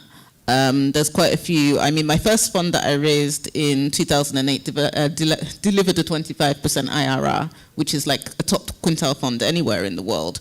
But now I'm raising a bigger fund, and I'm always thinking about, can I do that again? But that's what investors want to see, because they're not only taking the VC risk, they're actually taking Africa risk as well. Whereas if you invest in a Berkshire Hathaway bond, it's 4% and it's Warren Buffett's. So it's almost like you're getting the money for free. So I think, a serious conversation needs to be had around how we can continue delivering these above market, true alpha type returns that we're promising in VC. And that means paying attention to the fundamentals. That means issues of governance as well. And that certainly also means perhaps in Africa looking at other ways of getting liquidity. So when companies are approaching profitability, for example, looking at dividends as a form of liquidity, giving some money back to investors to say at least there's something coming in before that 10-year point when we'll have the exit. But definitely, yeah, going back to the original question, I don't think it's a matter of PE or VC. Both have not done well in Africa compared to other asset classes. I think it's about how we as fund managers can really deliver on our promise of giving that alpha back to LPs. It's not philanthropy. Absolutely. Great, thank you. We'll open it up to questions from the audience, or, if the audience has answers also to some of the questions raised, like delivering alpha returns to LPs. But do you have any questions from the audience? Thanks for still being here.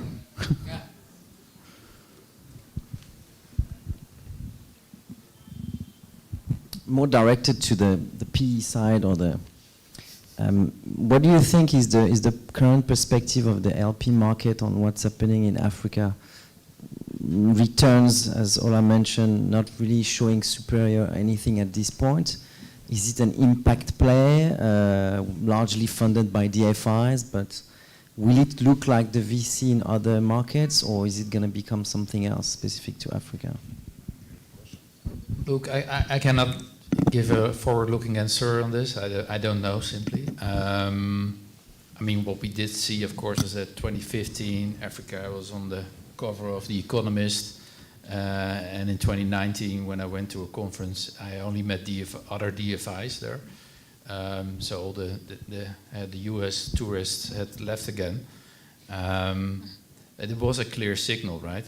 And I think that's something that we as investors in Africa should keep in mind, that we have to still convince other LPs, more commercial LPs, that Africa is a good place to be investing in. It also requires discipline on our side, that we make sure that we focus on governance and E&S standards. So that's also something that we need to bring more forcefully, I think.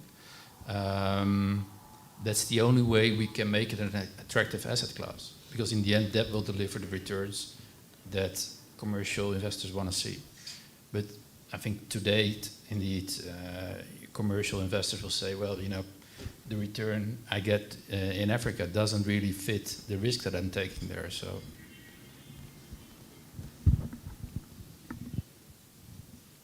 Any further questions from the crowd?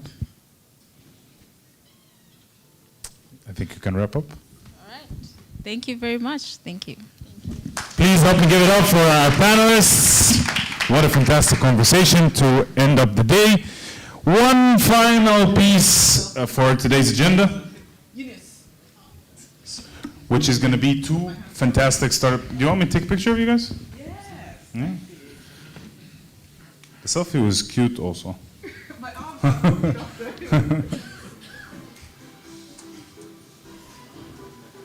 Awesome panel. Thank you. Thank you all. Very, very nice. And as we smoothly but surely move towards the end of the day, we're going to be hearing from two more founder stories from the region that are on the Series B level, so a little bit more latter stage, and it's going to be extremely, extremely, extremely exciting. So please help me welcome on stage the CEO and founder at Fairmoney, Lauren Nabuko. Let's give him a round of applause.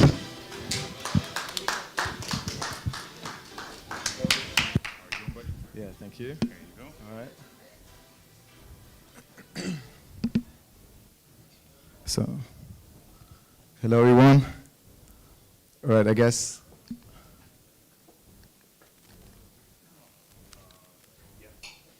Just that. Okay, so I understand it's the end of the of the event, but you know, I think we'll make the best out of it. And maybe a few of you have already heard about the business I'm building. It's called Fairmoney. It's today probably Africa's, definitely Nigeria's biggest neobank. We are, as the person just mentioned, we are a Series B company.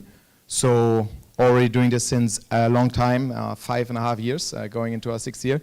And yeah, as excited as ever about what we're building. So I'll tell you a bit about it. I guess few of you might already have heard the name, what we're doing. But the very simple download of what Fairmoney is or the way I explain our mission is actually quite simple. When I meet people that don't know about our company, I tell them, if you take a random person in the street in anywhere outside of Africa and you ask them to close their eyes for 5 seconds and tell me what comes to mind when you think about Africa, tell me the first 2 words. There's always, you know, I've heard a lot of different things, but usually these things are not very positive, right? I'm hearing stories about poverty, migration, these kind of things. And what I always explain to our investors and my team is, our mission is actually to change that. And our mission is basically to build the African money story, right? And we've been on it for almost 6 years now. We've been, as I mentioned, Series B. And the product that we are building is easy to explain as basically a credit-led neobank. We've started really as a micro lender in 2018, early 2018. And the approach that we took is very close to maybe what if you're familiar with a Nubank or Tinkoff Bank in Russia or Brazil, it's quite close to that. So we started as a micro lender. We underwrite credit for customers, and then we onboard the customers, give them other financial services, payments.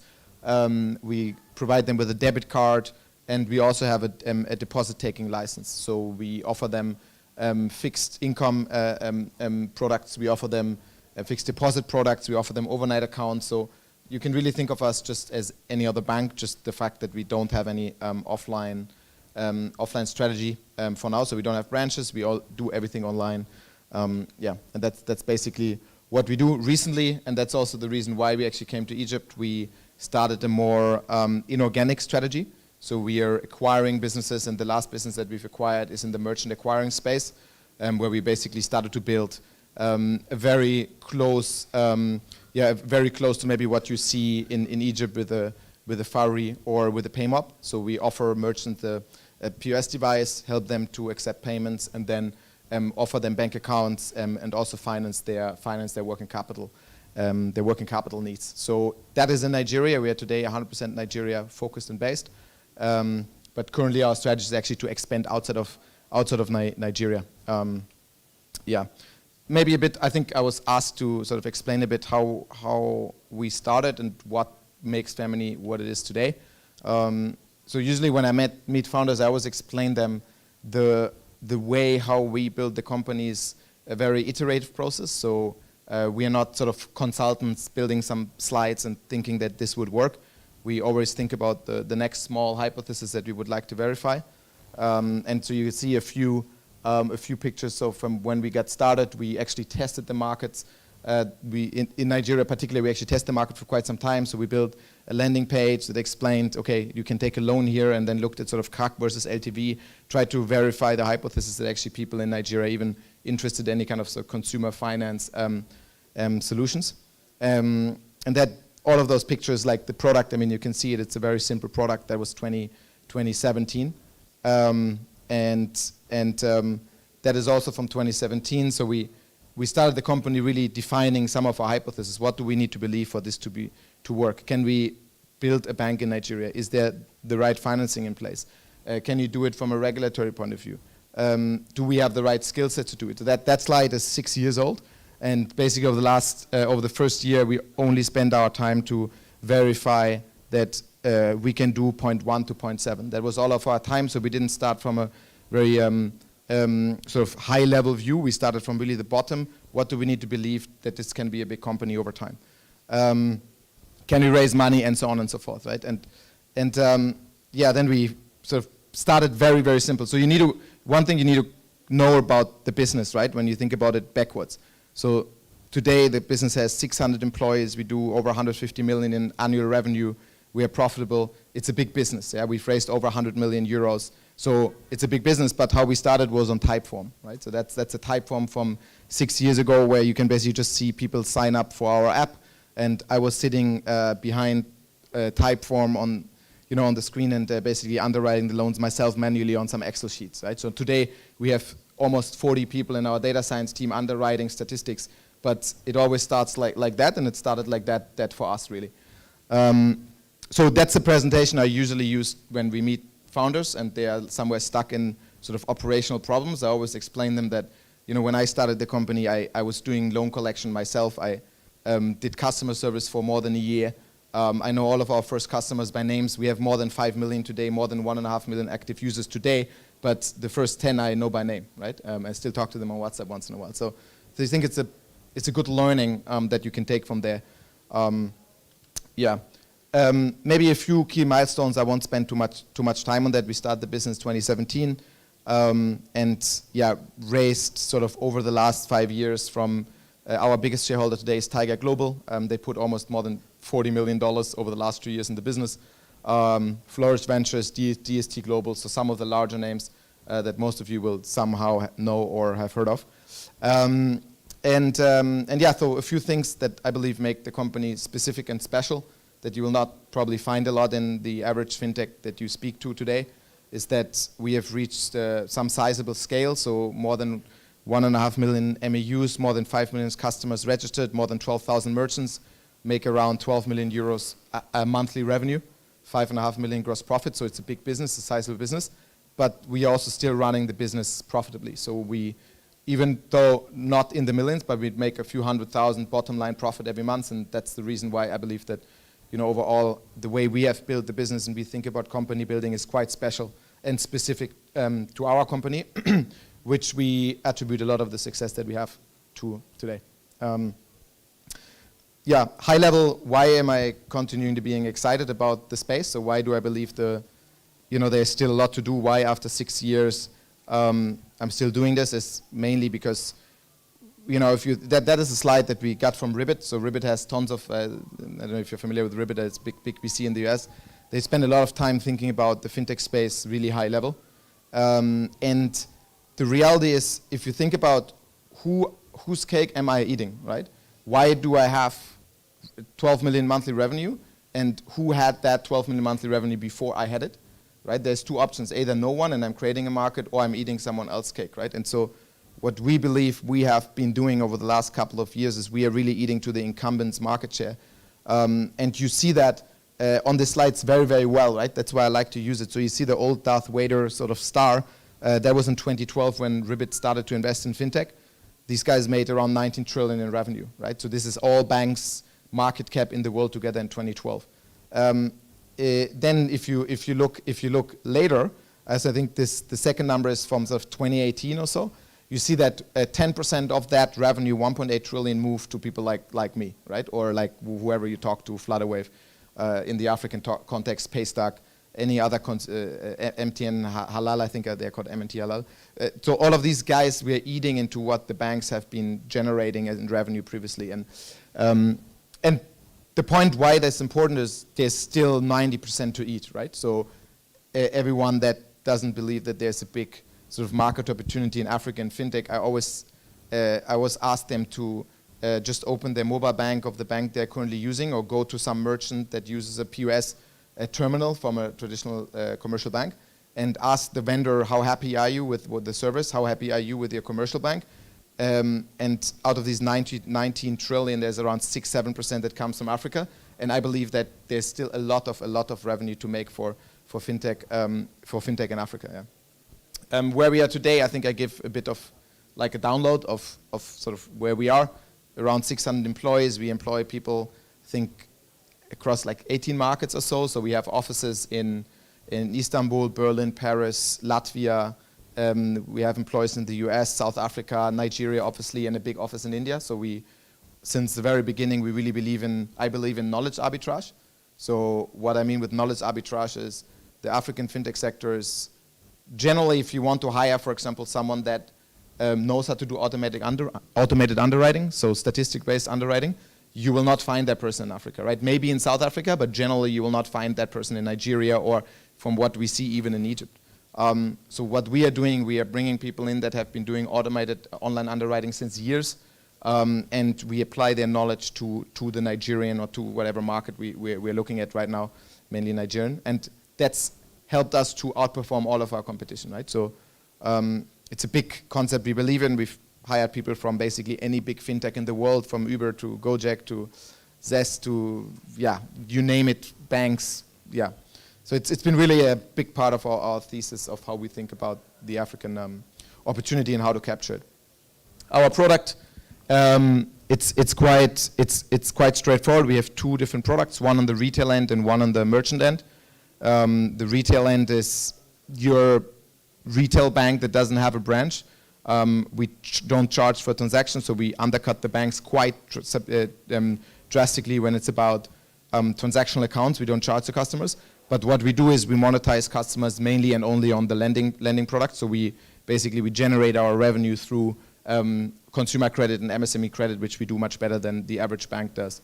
And then on the right side, you see an POS terminal and sort of a POS app. On the left side, you see retail, and then the other two products on the right side are really the the merchant products, what we offer to the average bakery in Nigeria, or restaurants or hotels, or anyone that basically needs to accept payments from the retail sector. Yeah. Bit more on the performance. You know, we're a lender, so what we track mostly is our loan book. So our loan book is around $170 million now. Around more than 1.5 million. It's a bit of an old slide. More than 1.5 million monthly active users. So I think the point is we passed the stage of product market fit. People are using us, and what we are now really thinking about is how do we make that business an Africa play, a Pan-African play, versus today where we are big in Nigeria. But I'm mainly excited about the opportunities that we can also find in countries like Egypt, for example, amongst others. Yeah. Lot of boring metrics here. I think what you should look at is the trend. The trend line is up. So in Nigeria, we've been able to basically grow customer base, grow transactions, grow our deposit base. Today, we are mainly deposit funded, which is, if you speak to anyone in Nigeria that is in the credit sector, most of the companies are not debit deposit funded. Either they're using equity, or what some of them would also be doing is sort of go to the capital markets, where the cost of funding is almost 20% in Nigeria, so it's quite high. We've tried to shift away from that, and we take deposits from the retail sector, which we are getting at 16, 17%, so it's much cheaper, it's much more scalable, it's much more sticky, and it's less risky for us. So as a bank, we have been progressing towards deposit taking since almost 3.5 years. Yeah, so it's a big, it's a very big achievement, especially now that when you go to speak to the Egyptian fintechs, for example, one thing we notice is no one is actually funded in deposit. They're all going to the capital markets. They're all some of them even have US dollar debt facilities, which if the currency depreciates is a real problem. And so, we've seen that a few years ago, which is why we mainly focus on deposits versus capital markets and liability generations. Yeah. One question I think everyone is dealing with is obviously a terrible macro environment right now. Valuations are low. It's hard to raise. It's a problem. I'm generally excited about these times, right? We believe that as a company we are very well positioned for these times because we are not dependent on the capital market per se. We are self-sufficient. We make money every month, so it's a better situation to be in, that if you're need the needle of the of the venture capital list, that obviously is a problematic time right now for us. So 2023, we believe 2024 will also be very tough to fundraise. So it's a buyer's market, and you don't want to sell if it's a buyer's market. No need to talk about that, but I think, I don't know how many founders there are here, but few of you.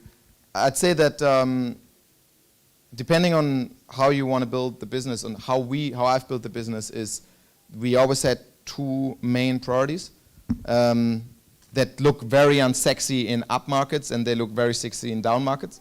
So the first one is we move based on hypothesis. So we set hypotheses that we test, and we don't work from predefined assumptions, right? So to bring a bit more color to that, what it means is we didn't come to the market and said we are building the X of Y. We're not building the Revolut of Nigeria or Africa. We're not building the Uber of whatever, right? We're not using comparables in what we build, because it's easier for investors to understand comparables, right? It makes their job easy, and it makes you easy to understand.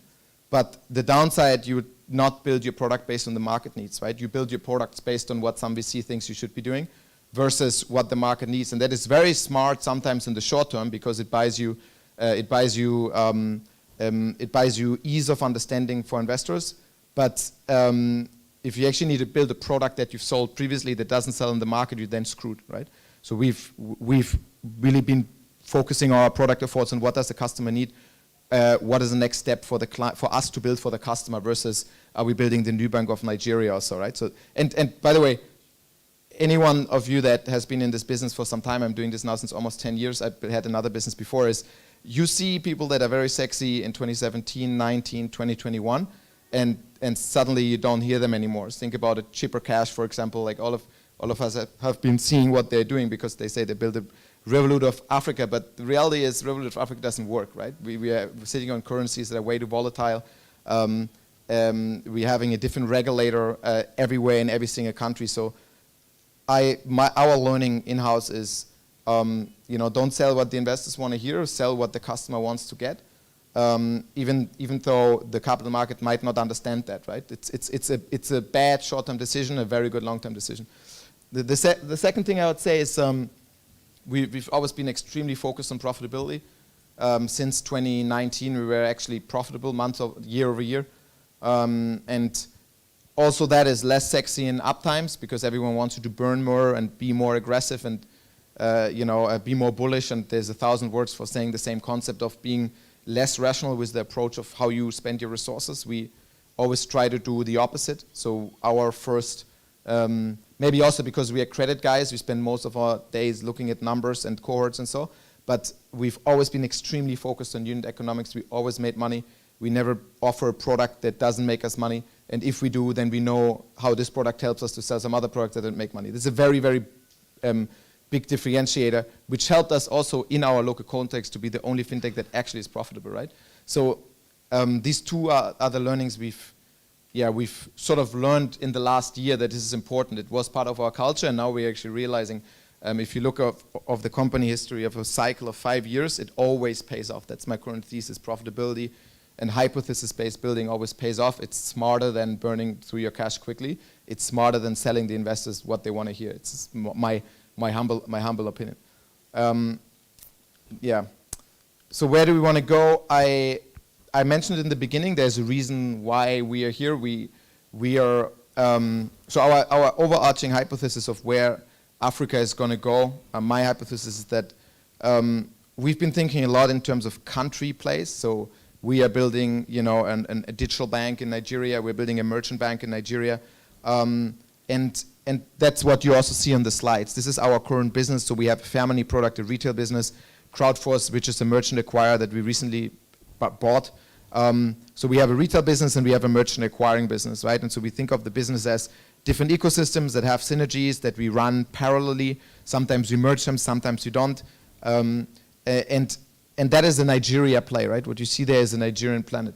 We actually believe that, especially in the next 2 to 3 years, there's going to be a lot of consolidation. So I believe that the smarter way of approaching venture building over 2023 and 2024 is buying code, not building code, right? So code that has been built in the last 3 years came at an extreme premium, right? If you go to your next competitor that's venture funded, he's going to tell you, I want my revenue times 20, right? So that's my valuation. Today, most likely, if you're the one profitable and he's not, he starts to sweat, right? So he has a runaway restriction. And so what that leads to is that he's now not wanting to have 20x for his business, but maybe he wants 6, right? Because there's no investor that wants to bankroll him, or less investors. And that we think about it as, how do we expand our ecosystem? Previously we built ecosystems, we build code, we build products. Now we buy ecosystems. So we buy existing businesses that we believe fit in our overall story, which is the African money story, which is helping any retail client, any merchant client to make payments, to borrow, just to engage with financial services. So that's also why we're in Egypt. So we are looking at a few companies here in the credit sector, in the merchant acquiring sector. We are quite excited about it. We believe that Egypt is still 3 to 4 years behind Nigeria in terms of sophistication of credit models, in terms of sophistication of payment systems. And that's why we came. I'd love for Fairmoney to be in Egypt in the next couple of years, and we're trying to actively engage with the ecosystem, meet companies that might want to join our journey. Thank you. Oh wow, that was really cool. That was like cool, like proper cool. So I'll give you the opportunity if you want to ask this fantastic young man over here, which is an amazing entrepreneur also, a couple of questions. We have time for that. Any questions? Yeah, I would ask. We see many new neobanks in every country coming out. And my big question is, what are the key success factor to scale as a neobank now? I heard that for you it's to fund the credit through deposits. Do you see any other? So I think there's two things, right? So first of all, I think the definition of a neobank is highly localized, right? So in Nigeria, the easiest way to build a neobank was really start with credit. Getting a deposit-taking license is possible. It's not impossible. It's relatively simple. It takes you 2 years, but then you can start taking deposits. Doing merchant acquiring is feasible because you can get a license within a year. So the journey of a neobank in Nigeria is you start with credit, then you start taking deposits, then you go into the merchant acquiring business, then you start to take deposits from them, then you lend to them. Right? That's the progression of a neobank in Nigeria. That does not in Brazil. It's very different in Brazil. Neobanks scale to 60 million clients by offering customers a credit card. They didn't take any deposits in the beginning. They started with credit card because the local consumer was already used to using credit cards. Every Brazilian has a credit card. So if you want to relate to the average Brazilian consumer, you don't go there and say, take a bullet loan that you pay in a month. They understand the different language. They understand, I want a credit card that's cheaper what I have today, right? So the real story in Brazil is you need to start with a credit card. In Egypt, what we're now learning is that the way to start a neobank in Egypt, if I would be running a neobank here, right, I would start this whole thing you forget. You start differently. In Egypt, building a neobank is you need to do KYC offline, right? So what does that mean? Most of the models that you see here start from the merchants and then go upwards, right? So you get onboarded by the merchant, you want to buy a fridge, the merchants makes you download some app that you then use to make payment, right? And then from there, this client has your app, he opens it once a month. It's hard to take deposits, so maybe the deposit is not the right next product, but it's easier to get a prepaid card. So you send that same guy a prepaid card that he then starts to use. You don't use the deposits to fund your book. Maybe you do a securitization scheme, which is much easier here, which is impossible in Nigeria, right? So there's no, I think I'm not a big friend of labels, because labels simplify things that are highly complex, right? The Egyptian neobank is not the Nigerian neobank, it's not the Brazilian neobank, and it's definitely not Revolut, right? It's nothing to do with it. So you need to separate. So that is one thing. I think you can still distill a few things that are important that we've learned over the years. Number one, payments in the retail space don't make money, right? So it's a bad product to run. It helps you to create stickiness, users like it, you get data, but you don't monetize. So you need to do credit in one form or the other. You don't need to call it credit, you can call it differently. Doesn't matter, you need to do loans, right, to make money. Very simple learning. Few people over the last 3 to 4 years haven't understood that, and you would see them one by one take valuation hits and needing to do down rounds and so on. So credit is a must, it's not a nice to have. You can't build a smart credit model, which is you offload the underwriting risk from your balance sheet. If you do that, credit becomes less profitable, less scalable, you make less money, it doesn't work. So that's, and believe me, I'm not coming up with anything new here. That's just the fact. It's always worked like that. You can't build a marketplace. N26 in Europe try to build a marketplace with credit, so they try to have someone else do the underwriting and they just take a small cut. Also doesn't work. Now after 4 years trying, they now moved loans on their balance sheet. So credit is a must, and you have to do it as a balance sheet lender.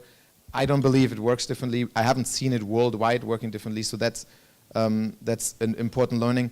And then the second piece is, since credit is the way you make money, there's no way around a scalable funding approach. So people don't think about how to fund a loan book, right? The reason why today in Nigeria we are 10 times bigger than the next competitor is not because we are 10 times smarter. It's only because we thought 10 times earlier than them about how do we fund a balance sheet, right? So we did all of the unsexy shit work over 5 years to get a credit rating, right? To get 2 credit ratings, to issue expensive bonds that then decrease over time in price, right? To then start to think about how can we compete with the banks on the retail deposit taking. So these are the 2 things that there's no shortcut. You need to do loans, and you need to fund your balance sheet. If you do that, you'd be successful. If you don't, or you try to come up with some kind of shortcuts, you can't build a neobank.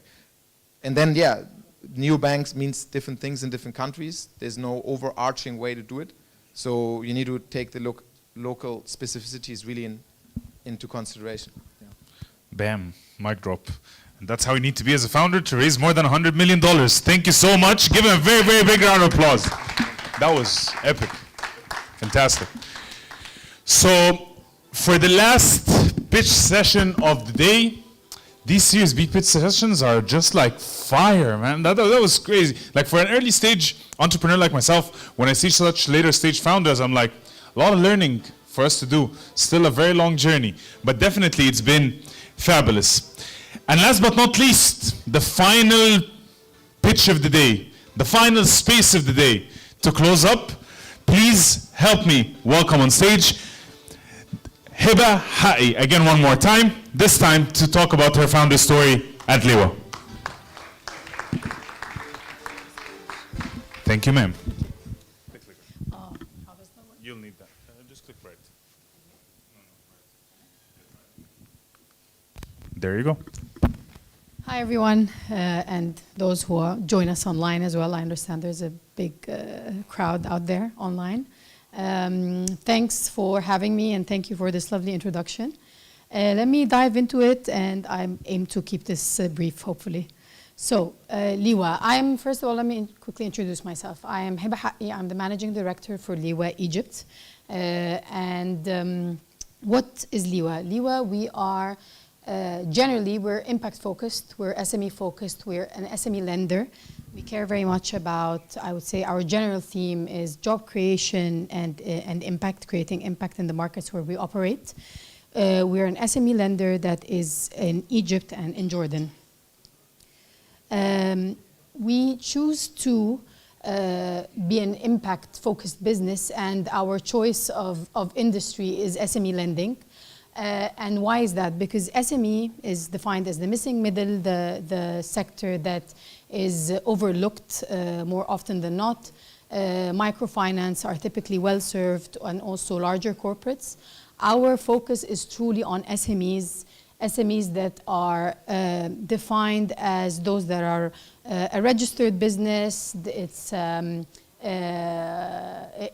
semi-formal. They rely on bank accounts in some shape or form. So they are semi-formal again, but are overlooked by the banking system because they're not, I would say, to an extent, not very interested to serve that sector, and sort of what they offer also is ill-suited for the needs of the SME segment. Typically, I would say our normal applicant is a trader, those focused on trading businesses, and they cannot wait for a normal bank process, which takes 5 to 6 weeks to get a loan. They typically have an opportunity that they need to grab at in the market, some raw material that they need to buy. They need quick decisions here, and we are capable of providing that. Again, this is just saying, there's a market opportunity, missing middle. It's a big opportunity here in Egypt specifically as well. What is our solution? So we offer 2 types of products. We have quick cash loans and we have term loans. So briefly touching upon quick cash loans, these are instantaneous loans where we rely on transaction level data to issue immediate same-day loans. And we also have larger term loans where we rely on more data points than just transaction level data, but in that case we also still issue loans in 48 hours. Again, that's a track, I would say, a record number compared to what banks are able to do in our part of the region. How do we do what we do? We have a proprietary technology, a loan management system, and a credit scoring model, and we also are a cash flow lending business. We rely on cash flow analysis, and that's basically what we do. The process of our technology is present in every part of the lending process, from application, credit assessment, financing, monitoring, and collections. We have, just going through that very quickly, technology integrated in each one of those parts, so we can do what we do, instant loans or 48-hour assessments. In terms of traction, We have lent over $100 million in loans since inception, and we wouldn't be able to do that without the support of our shareholders and those who are present on our cap table, from VCs as well as DFIs. Worth mentioning here is we have FMO, Proparco, and soon DFC at the end of the year, hopefully before the end of the year. We also have, other than direct lending, so I touched upon our first product, direct lending. What we do also is what we call underwriting as a service, and that is basically where we have our balance sheet comes from the bank. So the bank is doing the lending and directly to the SMEs through us. So we enable that quick lending to the banks as well. In terms of value proposition for the SME, it doesn't change. Again, quick loans, very quick decision making. But the only difference I would say, other than process, is that they would be able to get the bank rate, which is obviously a much cheaper rate than what Liwa as an NBFI can offer. For the banks, this is a value add for banks where they can tap into the SME segment, especially those larger corporate banks who typically are not interested in, or I would say not tailored towards quick SME loans. So they, through our process, are able to lend to SMEs, bigger ticket sizes. We also, going back to the SMEs, there is a very important value proposition here. They get access through the bank to larger ticket sizes than what Liwa can offer. So it goes in Jordan up to $750K per loan. What are we up to now? So we exist in Jordan since 2016, and now we're working on Egypt expansion. We're currently in the regulatory process of getting the license. We are hitting profitability before the end of the year, hopefully. And finally, we're also going to be raising our Series B before the end of the year. Again, we're looking for DFI support. We're looking for local investors. We're looking for to raise debt from local banks. And again, none of this would be possible without the people here and the organizations, our shareholders and financing partners. Very quickly, this is the current team that we've had in 2021, a change in management, and this is the new team. Dennis, our CEO, has taken over as the CEO of the company since 2021. And that's it. Thank you. Fantastic. Maybe an opportunity for a last Q&A session of the day before we move on to closing remarks. So if you have any question, just raise your hand. I'll bring you the microphone. Any questions for Liwa? Maybe I'll go home without a question. Maybe you'll go home without a question.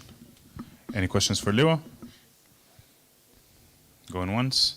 You always have a question. Christoph, you always have a question.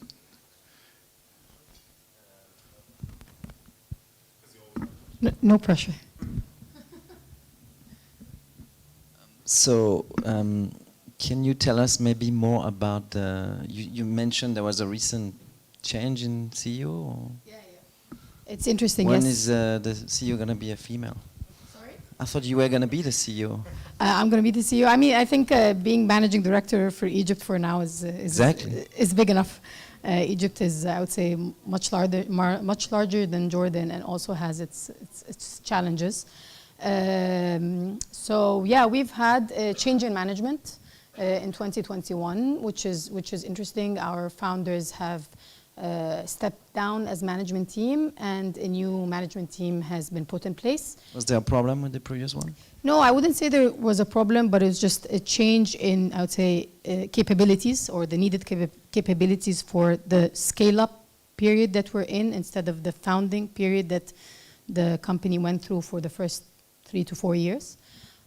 So this was, I would say, mutually agreed, kind of, that Now you're raising Series B, so in terms of international expansion, going other markets, what's going to be next? I Can you think talk about that? Egypt is at this stage the focus. It's big enough, and I would say like hard enough to crack as a first step. But definitely expanding into other markets is not like. I mean, we're not shying away from it, but I think we need to do it one step at a time.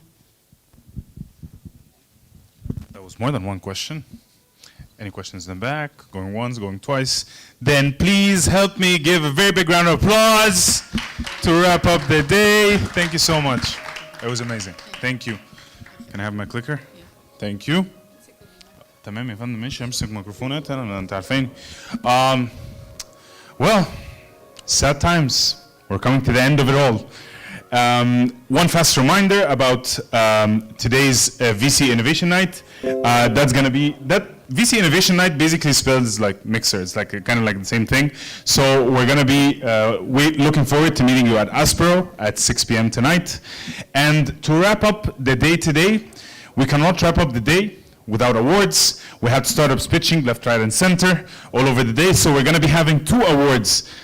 I'm not going to introduce those awards. I'm not important enough. Maybe someday in my future career and life, I will be important enough to introduce awards. But I'm only for now gonna introduce the person that will introduce the awards, and that is Christoph. So we had you at the beginning of the day, now we have you again at the end of the day. So give him a very big round of applause. Thank you. Thank you. Wow, I'm impressed. We still have people in the room. It's been such a long day.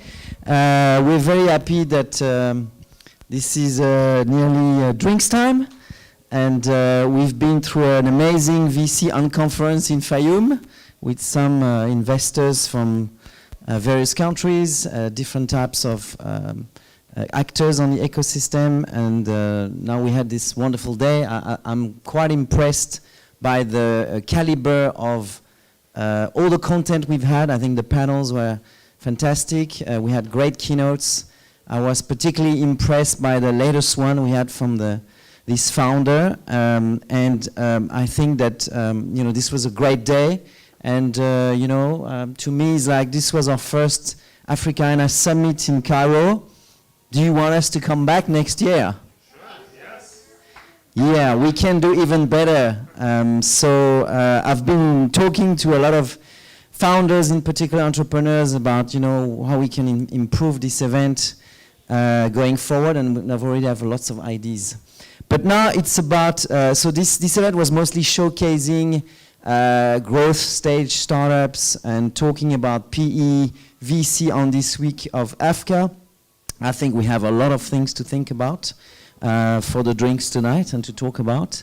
But we also had a couple of tracks, Series A and the Fintech Challenge supported by AWS, where this pitching process is part of a circuit to identify and select startups that qualify for our Grand Summit in Cape Town, taking place at the end of November, early December this year. So we're going to give 2 awards. One is a Series A track, and the second one is the Fintech. So Nathaniel, do you want to come on stage? So we start with Series A, right? Anyone has got the award? Dan? Yeah, come here. And while we're doing this, just want to thank all the partners that helped us with this event. So I can't name them all. I mean, I think we mentioned them during the day, but most particularly for this event, our local partner, ITIDA, the Egyptian government, our ecosystem partners in Egypt, Flat 6 Labs, Plug and Play most particularly, but also the sponsors for the AfricArena tour, so FMO and AWS were very strong supporter of AfricArena tour events. And this event would not be possible without the amazing AfricArena team. So this is the team that is here, and there's also the team behind the camera in Cape Town. So I can't thank everybody, but just want to thank Ropa for the support in facilitating the organization of the VC Unconference. Well done, Ropa.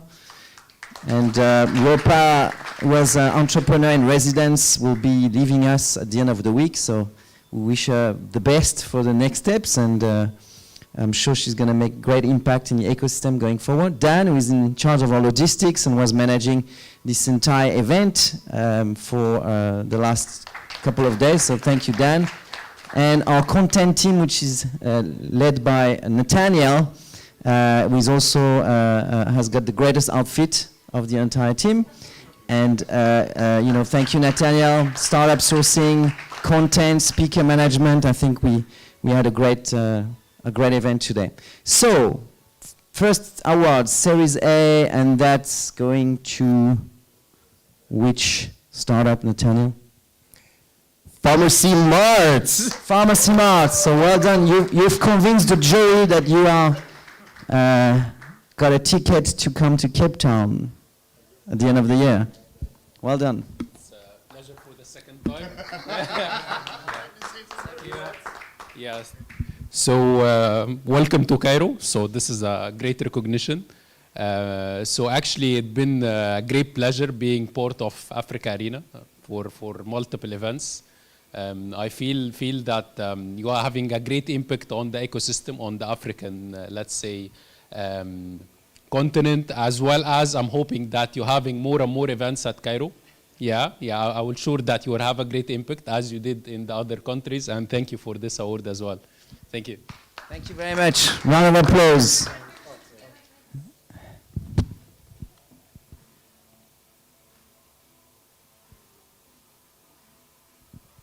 Well done. And so our last award, the Fintech Award, so the startups that is going to join fellow female entrepreneurs for the final in Cape Town.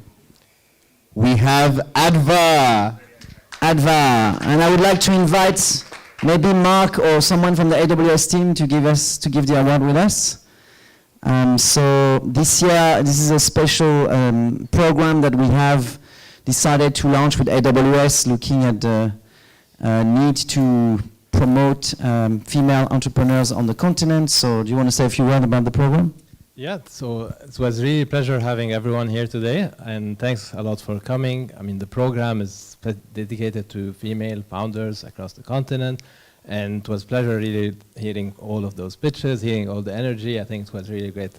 Thanks a lot, everyone. Looking forward to staying in touch and connecting again very soon. So, maybe you can announce the winner. Oh, we already did. It was Adva. It was Adva. Say it again so I can send it. One more time. And the winner is Adva! Where is Adva? Adva is back at Adva. Oh, you are Adva then? I am Adva. You are going to receive the award for Adva. Very much appreciate it. I always wanted to win a Fintech award. And today's the day. Thank you so much. Thank you so much. Thank you. We'll do another. Please tell her to come to the drinks tonight. Yeah. So, two more messages. First of all, in about 25 minutes, we're starting a food and drink networking event. It's called the VC Innovation Night. It's on the other bank at Aspero. So you're welcome to join us from 6 o'clock. We'll have some food and drinks. And, I think there's going to be a lot of people attending. So please come and have a nice sundowner with us along the banks of the Nile. So looking forward to see you there. And for those who want to continue exploring the AfricArena circuit, our next stop is in Dakar in less than a month. At the end of May, in 24-25th, we'll be running the Dakar Summit, which is focusing on fintech, mobility, and logistics. So this is actually a week-long program. We have an unconference focused on corporate VC, open innovation. So that's going to be exciting in Sali, near Dakar. And then we have a 2-day summit and a learning expedition in the Senegal ecosystem in partnership with Bondinov. And on that note of learning expedition, if you still have some energy to stick around with the AfricArena folks, tomorrow we have a learning expedition, deep dive in the Cairo tech ecosystem. So I think we have a group of about 15 people attending this, but there's still a couple of seats available. If you're interested, you can talk to someone in the team, and we'd love to be with you to discover more on the Cairo tech ecosystem. Thank you very much for attending, and See you soon in Dakar, Tunis, Nairobi, or Cape Town. Bye-bye. It was a pleasure. Thank you all very, very much. That wraps up the event for